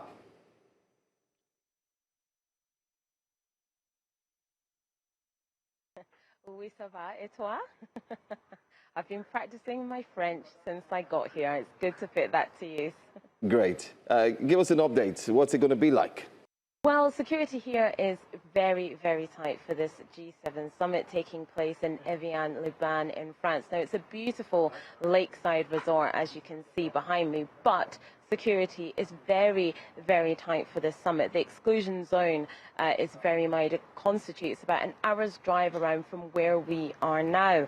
And of course, it's a fortress. Leaders arriving under very heavy security. The official arrivals take place later on this evening, 7 p.m. local, 6 p.m. Nigerian time, where, of course, we expect the world leaders from around the world, Italy, Japan. Of course, the US President Donald Trump will be attracting a lot of attention as well today, especially as that ceasefire deal between Iran and the US has been announced overnight. And of course, the opening of the Strait of Hormuz and Trump saying, let the oil flow. So quite a tense atmosphere, I think, here today. A well choreographed G7 summit that will be taking place, and real anticipation for the discussions over the next 48 hours. Are we expecting any African leaders at the summit, at the sidelines of the G7 summit? Yes, we are. So William Ruto, the president of Kenya, is the only African leader that has been invited. So he will be here, absolutely, as not part of the G7, but as one of the leaders that's invited almost on the sidelines, so to speak with the G7 leaders and talk about what Kenya and, I guess, the wider continent of Africa needs. I'm not sure how one president from one country in the continent of Africa can speak for the whole continent, but that's how the G7 would like to approach it. And of course, African governments across the continent want to hear three very clear things. They want serious action on debt, obviously, and the cost of borrowing. They want fairer trade partnerships, absolutely. And third, they want proper investment, real investment in energy and infrastructure, agriculture, technology, and of course, climate resilience. These are really, really big issues. And of course, we're going to talk about artificial intelligence, and we're definitely going to talk about rare earth minerals as well. So William Ruto really carrying the whole of the continent on his shoulders by representing here at the G7, the only African leader invited. All right. Very interested. Let me just ask one last question very quickly. What is one development that we'll be watching very closely, I mean, as events unfold over the next few days? I think it's actually a few developments. Absolutely, we're going to talk a lot about the US and Iran and that situation in the Middle East and how the opening of the Strait of Hormuz has already brought oil prices down. That's something that we're going to be watching over the next couple of days. Also, any discussions on Ukraine, another conflict that is ongoing and something that the United Kingdom and France have really been leading on, trying to find a way for a peace deal, but also the coalition of the willing that is led by the UK and France as well. And of course, discussions on rare earth minerals, such a buzzword around this conference, and how countries are going to mine and going to share fair access to rare earth minerals. I think is something that's going to be quite high on the agenda as well. And I think also it's those corridor discussions, who bumps into whom, and of course how President Trump interacts with all the other leaders on this summit is going to be something very interesting that we should look out for as well. I can tell, and definitely we know you'll be doing justice to the G7 summit by dropping in swingers and letting us know what's happening bit by bit. Thank you so much, senior international correspondent Eva Hagen, for sharing all the highlights and what to expect at the G7 summit in France. Merci beaucoup. What does he say? Aprito or something. Thank you. Merci beaucoup. All right. We'll go on a quick break. We're coming up with what you expect every Mondays. This segment is brought to you by Zenith Bank. Now, in a country where inflation bites harder than ever, with prices of commodities from food to fuel and even health care rises, and salaries, of course, barely stretching to the end of the month, one question stands out. Can ordinary citizens build an emergency fund that actually works when every naira already feels accounted for before it even enters your bank account? Anyway, joining us for this discussion is News Central's business anchor, who will help us break down practical strategies for financial resilience in Nigeria's challenging economy. Perpetua Fasomi Peter joins us right now. Hello. Perpetua, good morning. On a Monday morning. You know, ever since you started this segment, I've been taking really good financial decisions, and I am pleased to inform you that my bank balance is looking so solid because of you. Wow. Okay, I like that. Because since you made that statement, I need to also inform Perpetual I've been looking for way to get loans from. And I'm happy that you've confirmed that you're the right source to start building. Is it safe to say we can build him now? Yes, we can build an emergency fund. I said I just started. Right. Okay, you just started. Show us the way, please. It's okay. Thanks for being here. Yeah, Thanks for being here. We've talked about a lot, and we are in a critical moment where inflation is biting hard. Need I use this opportunity to mention that this past weekend, it was discovered by yours truly that cooking a pot of stew is now luxury as we speak. So even the emergency it depends on what's inside. Exactly, the dead land and sea animals inside. These young men don't know what's going on outside. I said yours truly. Very expensive. A paint is now 13,000 naira. Supposed to. Yeah, it could be a seasonal thing, and apart from that, there is also the issue of pest and a particular disease that's ravaging tomatoes in the north and all of those things. But really, we can't wait for this phase to be over because tomatoes are so expensive, no joke. 13,000 naira for a paint. You've not talked about buying, either you want to put meat. Now people are doing what they call stewless. Or you put more water. There's stew, but there's water, there's no protein. You understand? That's all. But anyway, something has to give, really. Yeah, you eat beans and bread. That's also expensive now, in case you do not know. But let's talk about emergency funds. So emergency funds are what? We discussed it, I think it was last Monday, but now we're looking at how you can now do it, how people can do it, how they can build up emergency funds. I did see someone put up a post on social media. It was explaining how you can do that. He said, if you earn 100,000 naira, was saying remove 10,000 naira, put it here, remove 10,000 naira, save it here, like that, and so on. But my first question to you, who is leading us through these economic challenges, the person watching now is asking, emergency funds in this economy, why is it so important to have one? Okay, so not planning in itself is planning to fail. And so not building or preparing for the future is you just waiting for just anything to happen to you. So you need to be in charge, really, to a very large extent. Life throws things at us that we're not prepared for. But if there is anything you can do to be in charge to some extent, I think you should do it. And that thing is to have an emergency fund. Like we said, emergency fund is just something you put away. You're not touching it. You're putting it away. Just should something happen, because things do happen. I remember the first time we had this conversation, he talked about his car AC developing fault. So these things would happen. So you put money aside for things like that, and when it crystallizes, that's whenever anything goes bad or goes wrong, you can always go into the pool, take from it, and that's where you do not have to go borrowing. Because what will happen when you do not have that emergency fund is you're going to end up borrowing. Like I want to borrow from Benga now. Exactly. But there's another thing we should look out for. I think a lot of times when we talk about things like this, we're looking at it from a point of view of those who earn salaries monthly. How about those who have more or less irregular incomes? What should they be doing every day to help them save this emergency fund? All right, so for those who do not have regular income, maybe you're talking about people who are into gigs. I want to believe in a month something comes in.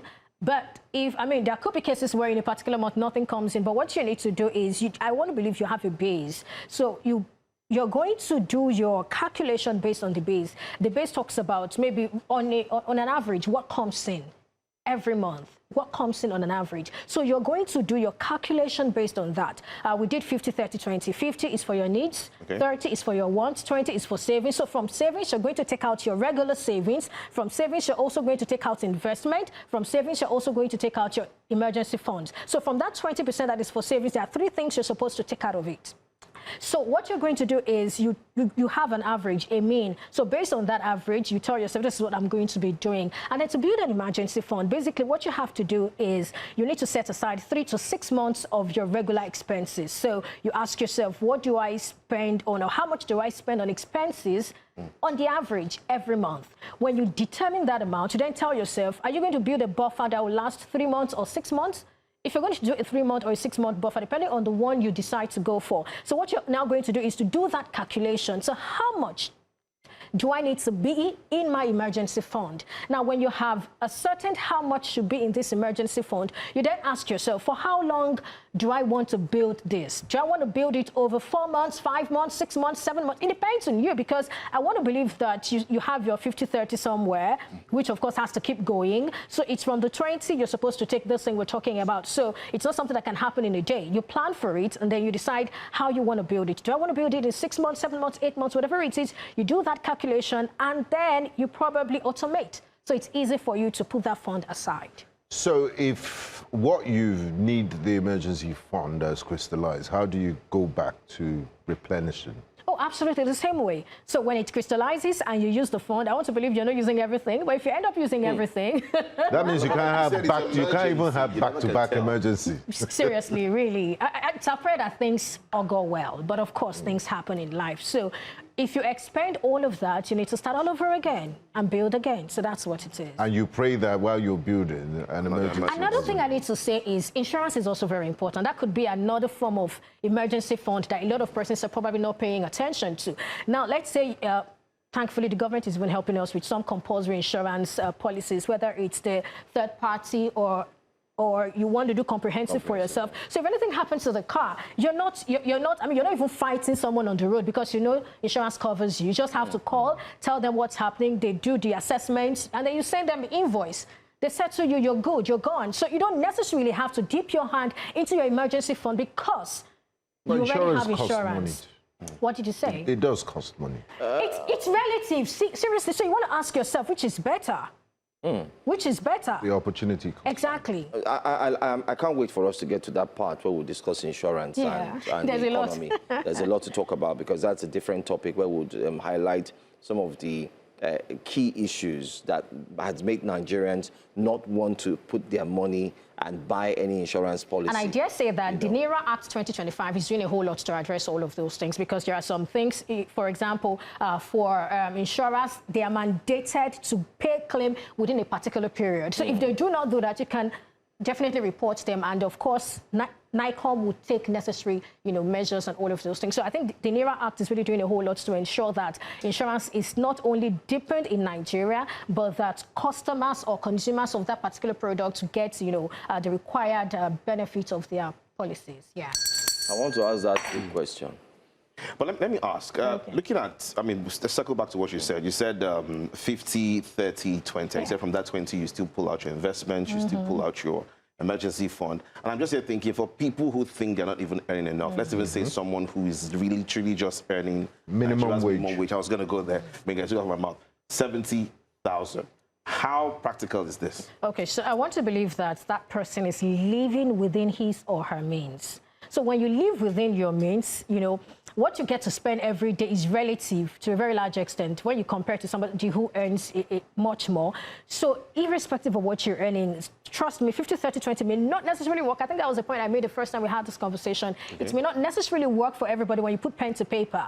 However, at the end of the day, you should be able to put something aside. You should be able to put something aside, no matter how little. Try as much as you can not to just live within your means. Let's also forgive that some emergencies are quite huge, right? Some emergencies could be as huge as even the person's salary. So if you're taking 20 from 100 and the emergency fund is not enough, what's going to happen to you? Oh, well, a lot of other things. You would have to dip hands into, some other, maybe your savings or your investment. Sadly, really, sadly, we need to touch your investment. And then if you can't... And I want to believe you have family and friends who are probably going to rally around you. When you guys need to take it. You don't know what's happening in Nigeria. Petra, I know, she's the only female here in a table of men, and women are very motherly and caring. Well. Yeah, but the sort of questions you guys are asking is almost like Perpetua has all the answers to everybody's problem in this world. She's not the president of Nigeria, please. Exactly. If you permit me, Benga, this question is very important. Somebody out there watching us now is doing our job. Okay. Hey. Can you use our job money for emergency? No, it's a valid question. Okay. Or can it work as a sort of emergency fund? Okay, so it depends. It's your plan. You are the one who decides how you want it to work. But the rule of thumb for your emergency fund is it should be accessible. What if you are number 10 on that particular list. In month one. And, you know, the need crystallizes in month one. What happens to you? You go beg month 10 or month 1 and have a swap. That may not work. So for emergency funds, you have to ensure that it is something you can easily access when the need arises. That's the rule of thumb for emergency funding. Yeah. Okay, so I'm checking now, for instance, now if somebody is number 10, who even does a job with 10 people? Exactly. That's scary, it's man. too long. It's you scary. know, I know Bunga likes 4 people, so let's say you are number 4, and then emergency comes, you need it like the 2nd month. You can't wait till the 4th. Well, anyway, you find your way. I don't know how you're going to find your way. My other question would also be, these days, a lot of apps that are helping people to set something aside. Would you say buying stock is a smart way for an emergency money? My brother, don't do that. Why? Why? Okay, so the thing is, well, you can choose to invest, but really, when it comes to emergency fund, rather, like I said, the rule of thumb is something you can easily access. Well, we have T+1 settlements now in the NGX, which means when you probably initiate a trade or initiate a transaction today, by the next day you can get your money and all of those things. I want to believe that's what the T+1 translates to. But then the risk associated with the stock market isn't something you want to joke with. Today, the market is up. Tomorrow, the market is down. And to a very large extent, I'm going to say the market is over 50% up this year, which is, of course, fantastic. However, that's not the kind of money you want to put. You don't want to put your emergency fund in equities market, because the moment you put it, let's say when you put it, everything was maybe 500,000 naira, and then the market goes bears, maybe everything goes negative. That 500 naira, depending on the stocks or the positions you took in the market, that 500 naira by tomorrow might be worth 450,000 naira. This is not to scare anybody. That doesn't necessarily happen all the time, because the market has really been, bullish to a very large extent, apart from last week when it began to pull back and all that. But really, you want something that is risk-free to a very large, not necessarily risk-free, risk-free, minimal risk, basically, not something as risky as, the stock market. You probably want to consider money markets. That works because, the risk and all of those things is minimal, basically, because the reason is you don't want a situation where, the bears take over the market and your money dwindles instead of appreciating. Okay. We'll go on a quick break. We still have quite a lot to unpack. I have questions to ask, and of course, the role of the government. And when we return, we'll continue our conversation here. You're welcome back, and we're talking financial literacy with Perpetua Fasomi Peters. Now, Perpetua, before we went on the break, we were talking about different ways to. Today, our focus is on emergency funds. Now, is there a role for, because, society, we've talked about what individuals can do on an individual level. Is there a role for government policy here to dip in a culture of saving? Are there things that can move around or policies that can be enacted to encourage this culture in our society? Because, they were big on financial inclusion, or they still are, getting the unbanked to be banked and all of that. So can they do something about this situation? Okay, to a very large extent, I think this is a bit personal, right? And what the government can do is just to ensure that they can ensure that policies are in place to protect your funds. So that's where they can largely come in. But apart from that, there's something I think is very important. Incentivizing, maybe interest rates, things like that. Okay, so talking about interest rates, that's largely dependent on, monetary policy and all of those things. And for savings, in Nigeria, your savings, the interest on deposit savings is just basically 30% of MPR.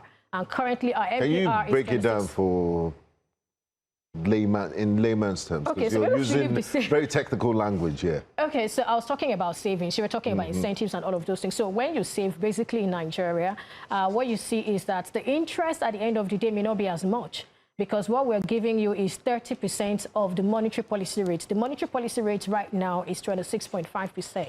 So between 30 to 23% of that is what banks or fintechs are going to offer you as interest on your money. So you'd rather just do some other things, some other investments that will bring you much more money. So basically that's that about that. But I think that to a very large extent, one thing we need to begin to talk about in Nigeria is social security.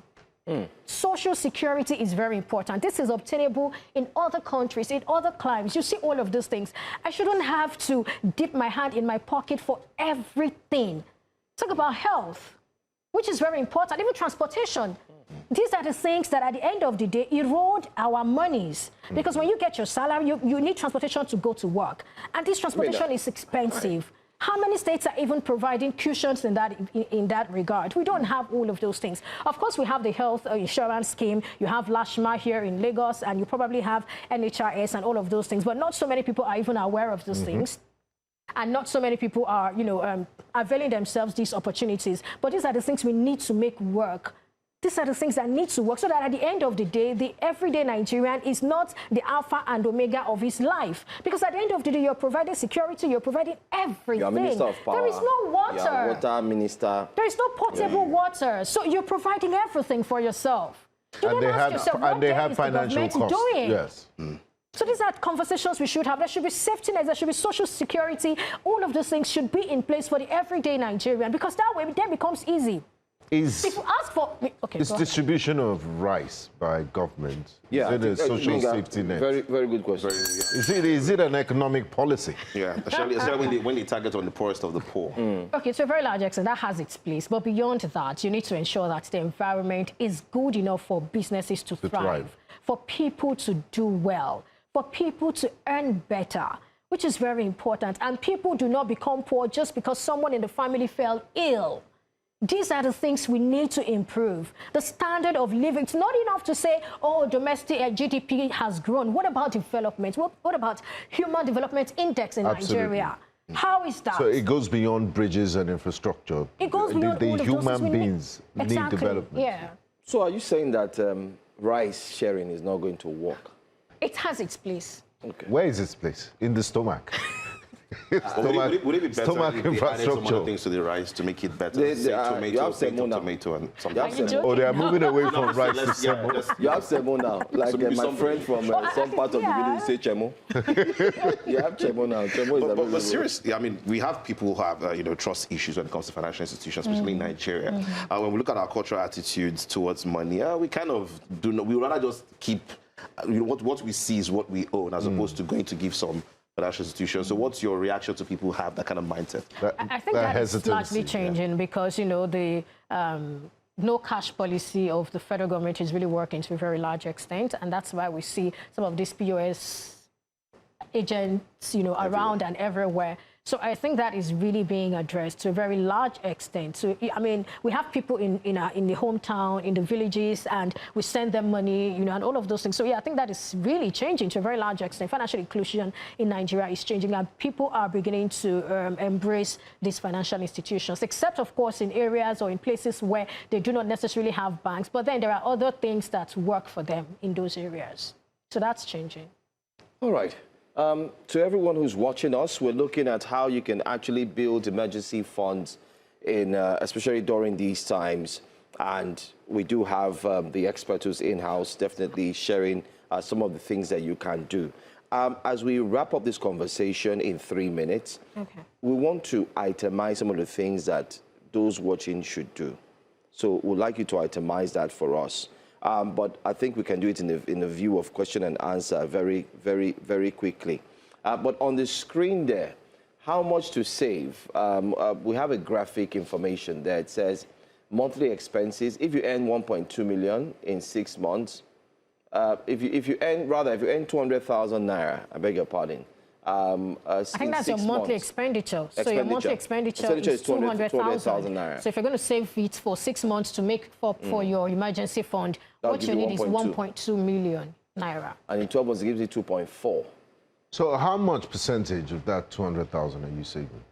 Exactly. No, that's already your monthly expenses. Yes, okay. So it has already. This is a very rich person. This is a rich person. Very. I mean, for you to put 200,000 aside, it means you're earning way more than that. And based on your not necessarily putting 200,000 aside. This is monthly expenses. So this could be, a combination of your needs and your wants, basically. Okay. It could be a combination of those two. So at least this person earns more than. Look at what the person. So if the person earns more than 200,000, no, of course, no, of course. You're taking me back to high school business studies. What are needs and wants in this present-day Nigeria? When somebody calls you, in this present day. These days, I don't check people's WhatsApp status, or I don't wish people birthday because the next day, happy birthday, the next thing is Bro. Billings Way.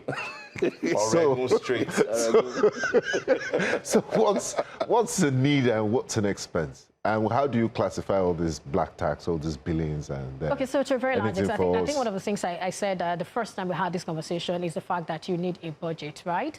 And so from that budget, you're able to identify your needs, which are the critical needs.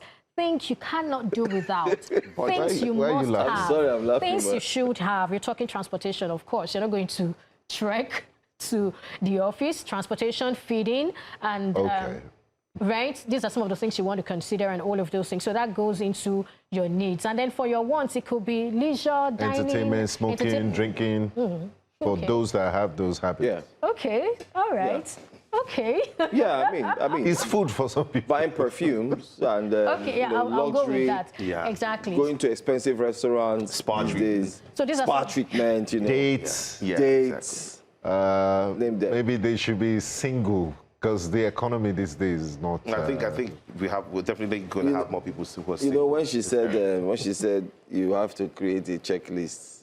You know, I was laughing. Because this is the checklist is checking you. You know, you well, the idea is just to probably give you a guide, an overview. Of how much you so should it helps you when you're beginning to go out of that. You tell yourself, Perpetua, what's happening, and it's important you do that budget before the money comes in. Yeah, you don't do that when the money has already come in, because when the money comes in, you begin to sing another song, really. And that's the more reason why Nigerians need to understand when you call someone and say, "Hey, I need this budget now," the person already has his budget planned out.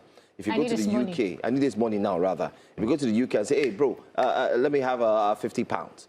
This guy, before the money came in, he's already planned his money. But when it happens in Nigeria, they start saying you are a fake friend. Yeah. You understand? I think we all just need to understand. I think we have to give grace to people, really. We really have to give grace to people.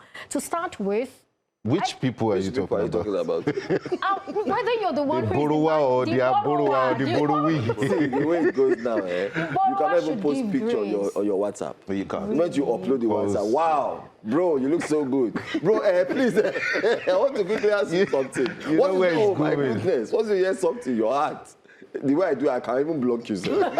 I will block you. Okay, so the thing is, basically, when you have your budget, you need to determine if you want to put something for charity. Okay. So you're going to consider that. And talking about black tax, I want to believe you're talking about, you know, extending grace to parents, loved ones. Siblings. So it's siblings. So it's part of the plan, really. I know that every month, X amount should go to my mom, absolutely, X amount should go to my dad. And then for my siblings that are still in school, I'm like, okay, so this month, X amount should go to them. So it's a standard for me. I already have that standard. Every month, I know what goes where. So I need your advice. I mean, it's my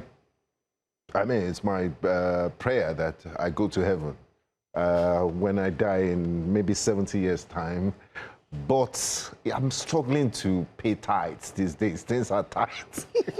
That's a good question. I know where you're going. So, advise me. Okay, so when it comes where to is the place of religion in all of this? It's a personal thing. I don't want to go to here because I did not pay tithes. I'm not going to advise you on what to do. I'm not going to tell you what to do. If I go to here, I will call you. It has to do with your relationship with God. Okay. It has to do with your personal conviction. Yeah. So if you're convinced about it, you can always do it. I do it. Irrespective of what comes in or what doesn't come in, I do it. So I'm not going to tell somebody else to do it.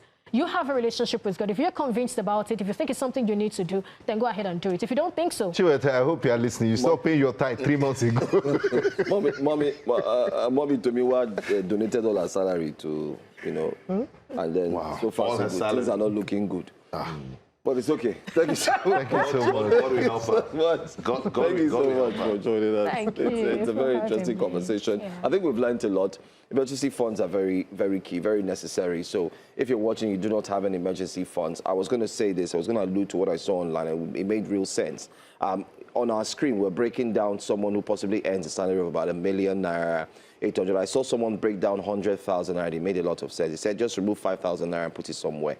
That 5,000 naira times 12 gives you 60,000 naira in a year. Just throw it there. Said don't have access to it, lock and key. And it means that no matter how little you earn, he was explaining that no matter how little you earn, you can still save something. If your craving is shawarma, you might want to reduce to small buns and puff-puff. once in a while, so that you can save the extra. Or cucumber. It's healthier. It's healthier. Oh, what? Just munch it. Or cucumber. I'm tired of this guy. We're done. Thank you for being here. Thank you for having me. Thanks. We'll go on a quick break. When we come back, we'll look at the front pages of the newspapers. Stay with us. This segment was brought to you by Zenith Bank. A few days ago, the Nigerian government proudly announced a prisoner transfer agreement with Ethiopia, allowing convicted Nigerian inmates serving sentences there to return home and complete their jail terms. There's nothing wrong with that. Every responsible government owes a duty of care to its citizens, regardless of their circumstances. But beyond the diplomacy and official statements lies a question that should make every Nigerian uncomfortable. Why do we keep having this conversation? Why is it that from Southeast Asia to Europe, from the Middle East to Africa, Nigerians are so frequently found in foreign prisons, deportation centers, fraud investigations, drug trafficking rings, and organized criminal networks? Yes, many Nigerians abroad are hardworking, law-abiding, and successful. They are doctors, academics, entrepreneurs, engineers, and professionals that make us proud every day. But let's stop pretending we don't have a problem. Somewhere along the line, we've developed a dangerous tolerance for criminality.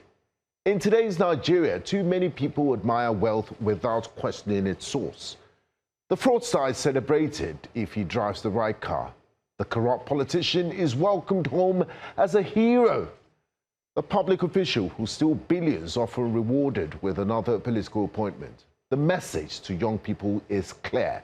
Success matters more than integrity. And that is how society rots. Because criminality does not begin in prison cells. It begins when a society normalizes dishonesty. It begins when communities stop asking hard questions. It begins when stolen wealth buys respectability. The result is what we see today. A country battling corruption, cybercrime, drug trafficking, kidnapping, terrorism, and financial crimes on a scale that damages our reputations far beyond our borders. The painful reality is that the world does not carefully separate criminal Nigerians from honest Nigerians. Every international scam, every drug arrest, every corruption scandal becomes another reason for suspicion. Millions of innocent Nigerians pay the price through tougher visa restrictions, increased scrutiny at airports, lost business opportunities, and damaged credibility. A nation cannot continuously export criminal headlines and expect global respect. And until we stop glorifying ill-gotten wealth, until integrity becomes fashionable again, until we shame corruption instead of celebrating it, we will continue treating the symptoms while ignoring the disease. The agreement with Ethiopia may bring some Nigerians home, but the bigger question remains, who will bring Nigeria's moral compass home? Because the greatest threat to this country may not be outside our borders. It may be the criminality we excuse, the corruption we tolerate, and the values we have quietly abandoned. Good morning, Nigerians. Very soul-searching questions asked there by Benga Borowa on which way Nigeria, what's happening to our moral compass, we do not know. But let's go straight to the Al Jazeera newspaper. That's our very first paper this morning as we look to touch on the front pages of the newspapers here. On the front page of Al Jazeera, wow, it says Al Jazeera to Tinubu and insecurity in Nigeria. Benga, this is much more like the press. I mean, it's taking such it to the an president. editorial, the front page, like this is the only thing that matters. Yes. Wow. Secure release of kidnapped victims nationwide, increased defense budget. I think he said he's increased at 5.14 trillion naira. Order recruitment of more personnel to strengthen security agencies. We have more to talk about that. Our guest who came in said there's no need to recruit. Just work with the ones who are on ground and ensure that you bring them in. What's that English word? Integrate. Integrate them into the system. And then actualize state police. Well, quite different opinion there. But Al Jazeera is talking to the president this morning. They say, end insecurity in Nigeria. They draw a list of what is expected to be done. And then on the bottom, at the bottom, 2027, Adebayo's silent humanitarian campaign, restoring hope. That pretty much seems like a different story from what we're looking at. But we cannot hit harder than the drummer concerning this story, because we did that early in the morning, Chiwetel, but we looked at insecurity as well. It was a big one, a big conversation we looked at, and now the newspaper is highlighting it. Very tough one. Very tough one from Al Jazeera as well. Anyway. But these things take time. Actualize state police, recruit more personnel to strengthen, you know, the security agencies. It will take some time. What can we do with what we have now to prevent this criminality from spreading, and also to, you know, go rescue the victims? We're not going to wait for state policing. Every second that counts, that's hungry, and we're seeing the results. Just last weekend, General Rabe was with us. This today is not with us anymore. So we don't have that luxury of time that let's wait for state policing. And then the fact that we're putting so much burden on it, that, okay, state policing is a silver bullet, it will solve everything. It's not. Let's do with what we have now and make it more effective. I think and treat it with the sense of urgency it deserves. Yeah, I think with what we've seen now, it's obvious that there isn't any urgency from the government to actually sort out insecurity. It's very, very glaring. I mean, with the conversation we had with Mr. Owosheni talking about, you know, lack of training, lack of funds in Nigerian police. And that's just the police. We haven't even talked about the Nigerian military. It's just that that one is usually kept more secret. Anybody who says anything about the military is almost like in trouble. But the thing is, we can see for a fact that the government, I don't think they're ready. And even, like you said, the cravings for the state police might not be effective if we do not target the root causes, which is funding, for example, training. Do these officers have the right training? At the end of the day, can the commissioner make some certain calls and he has the financial backing to actually get some equipment? Things like that. I mean, the other day, just like you said, Joe, there was a suggestion in the Nigerian Senate that we should probe spending on, you know, acquiring of acquisition of defense materials and the weapons and all that. And someone in the Senate said, no, let's look away. So it just tells you, I'm not sure they're ready for it, honestly. So waiting for the government right now might just be a waste of time. It's a tough one.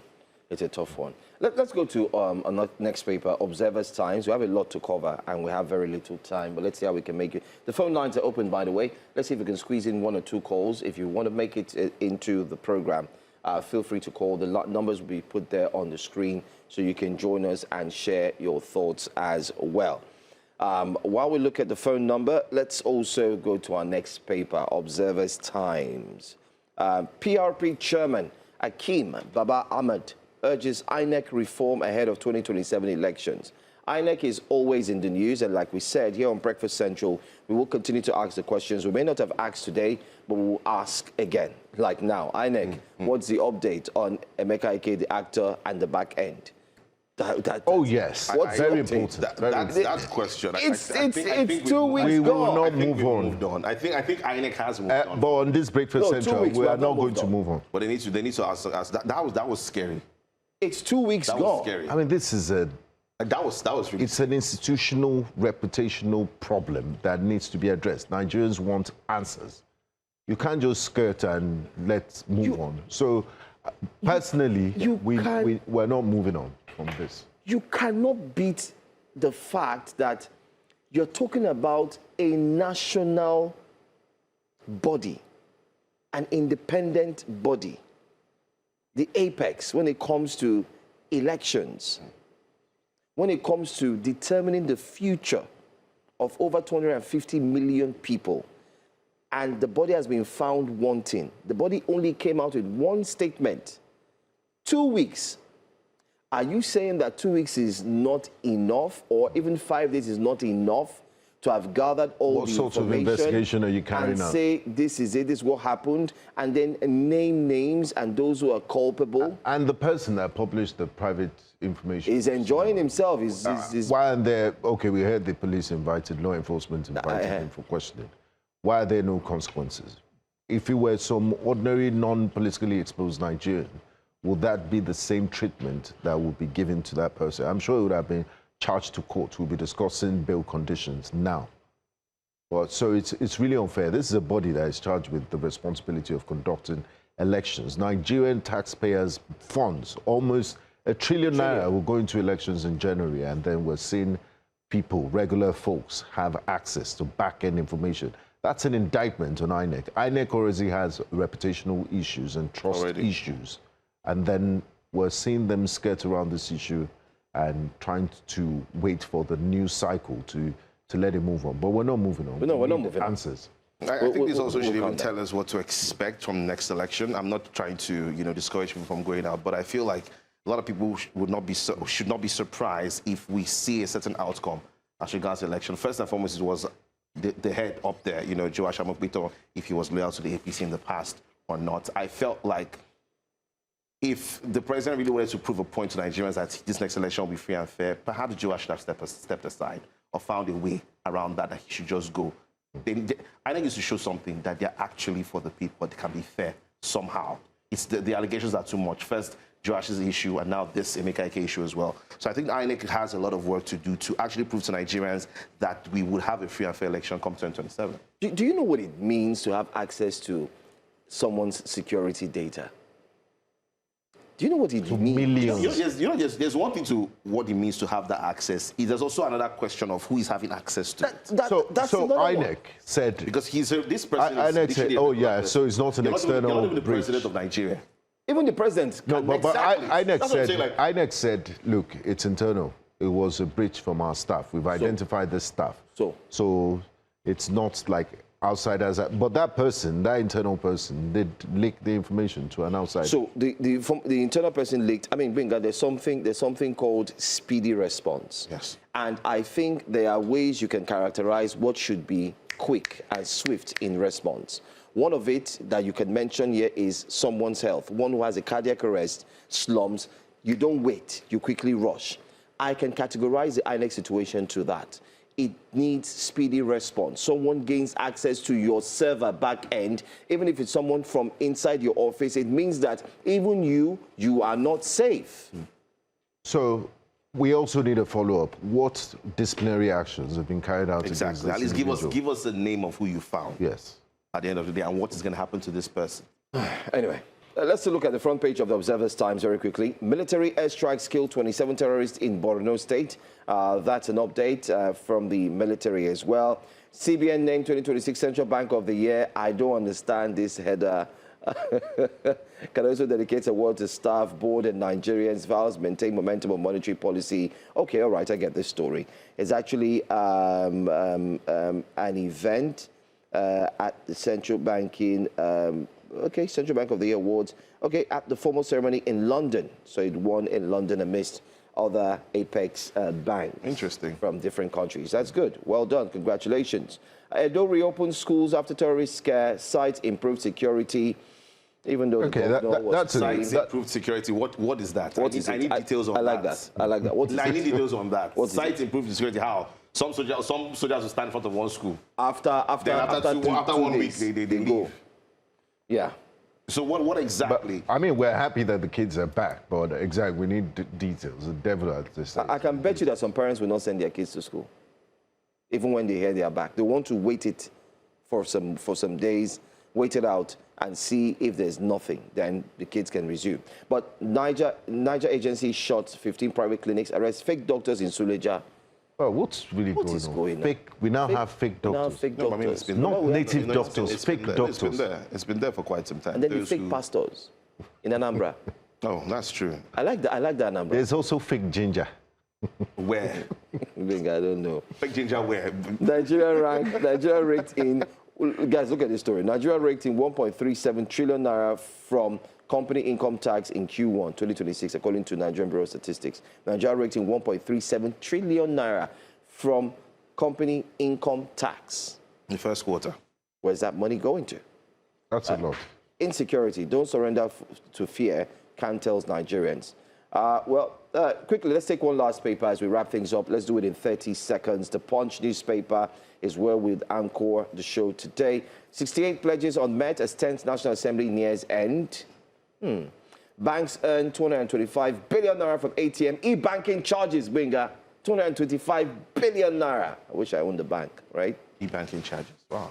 Okay. And the big one, bandits launched over 50 attacks in 1 week. We just talked about it this weekend. Insecurity was everywhere. It seemed like all the insurgency, it just said, you know what, let's triple the attacks. And that's exactly what we saw. Quite sad. The security agents have a lot of work to do.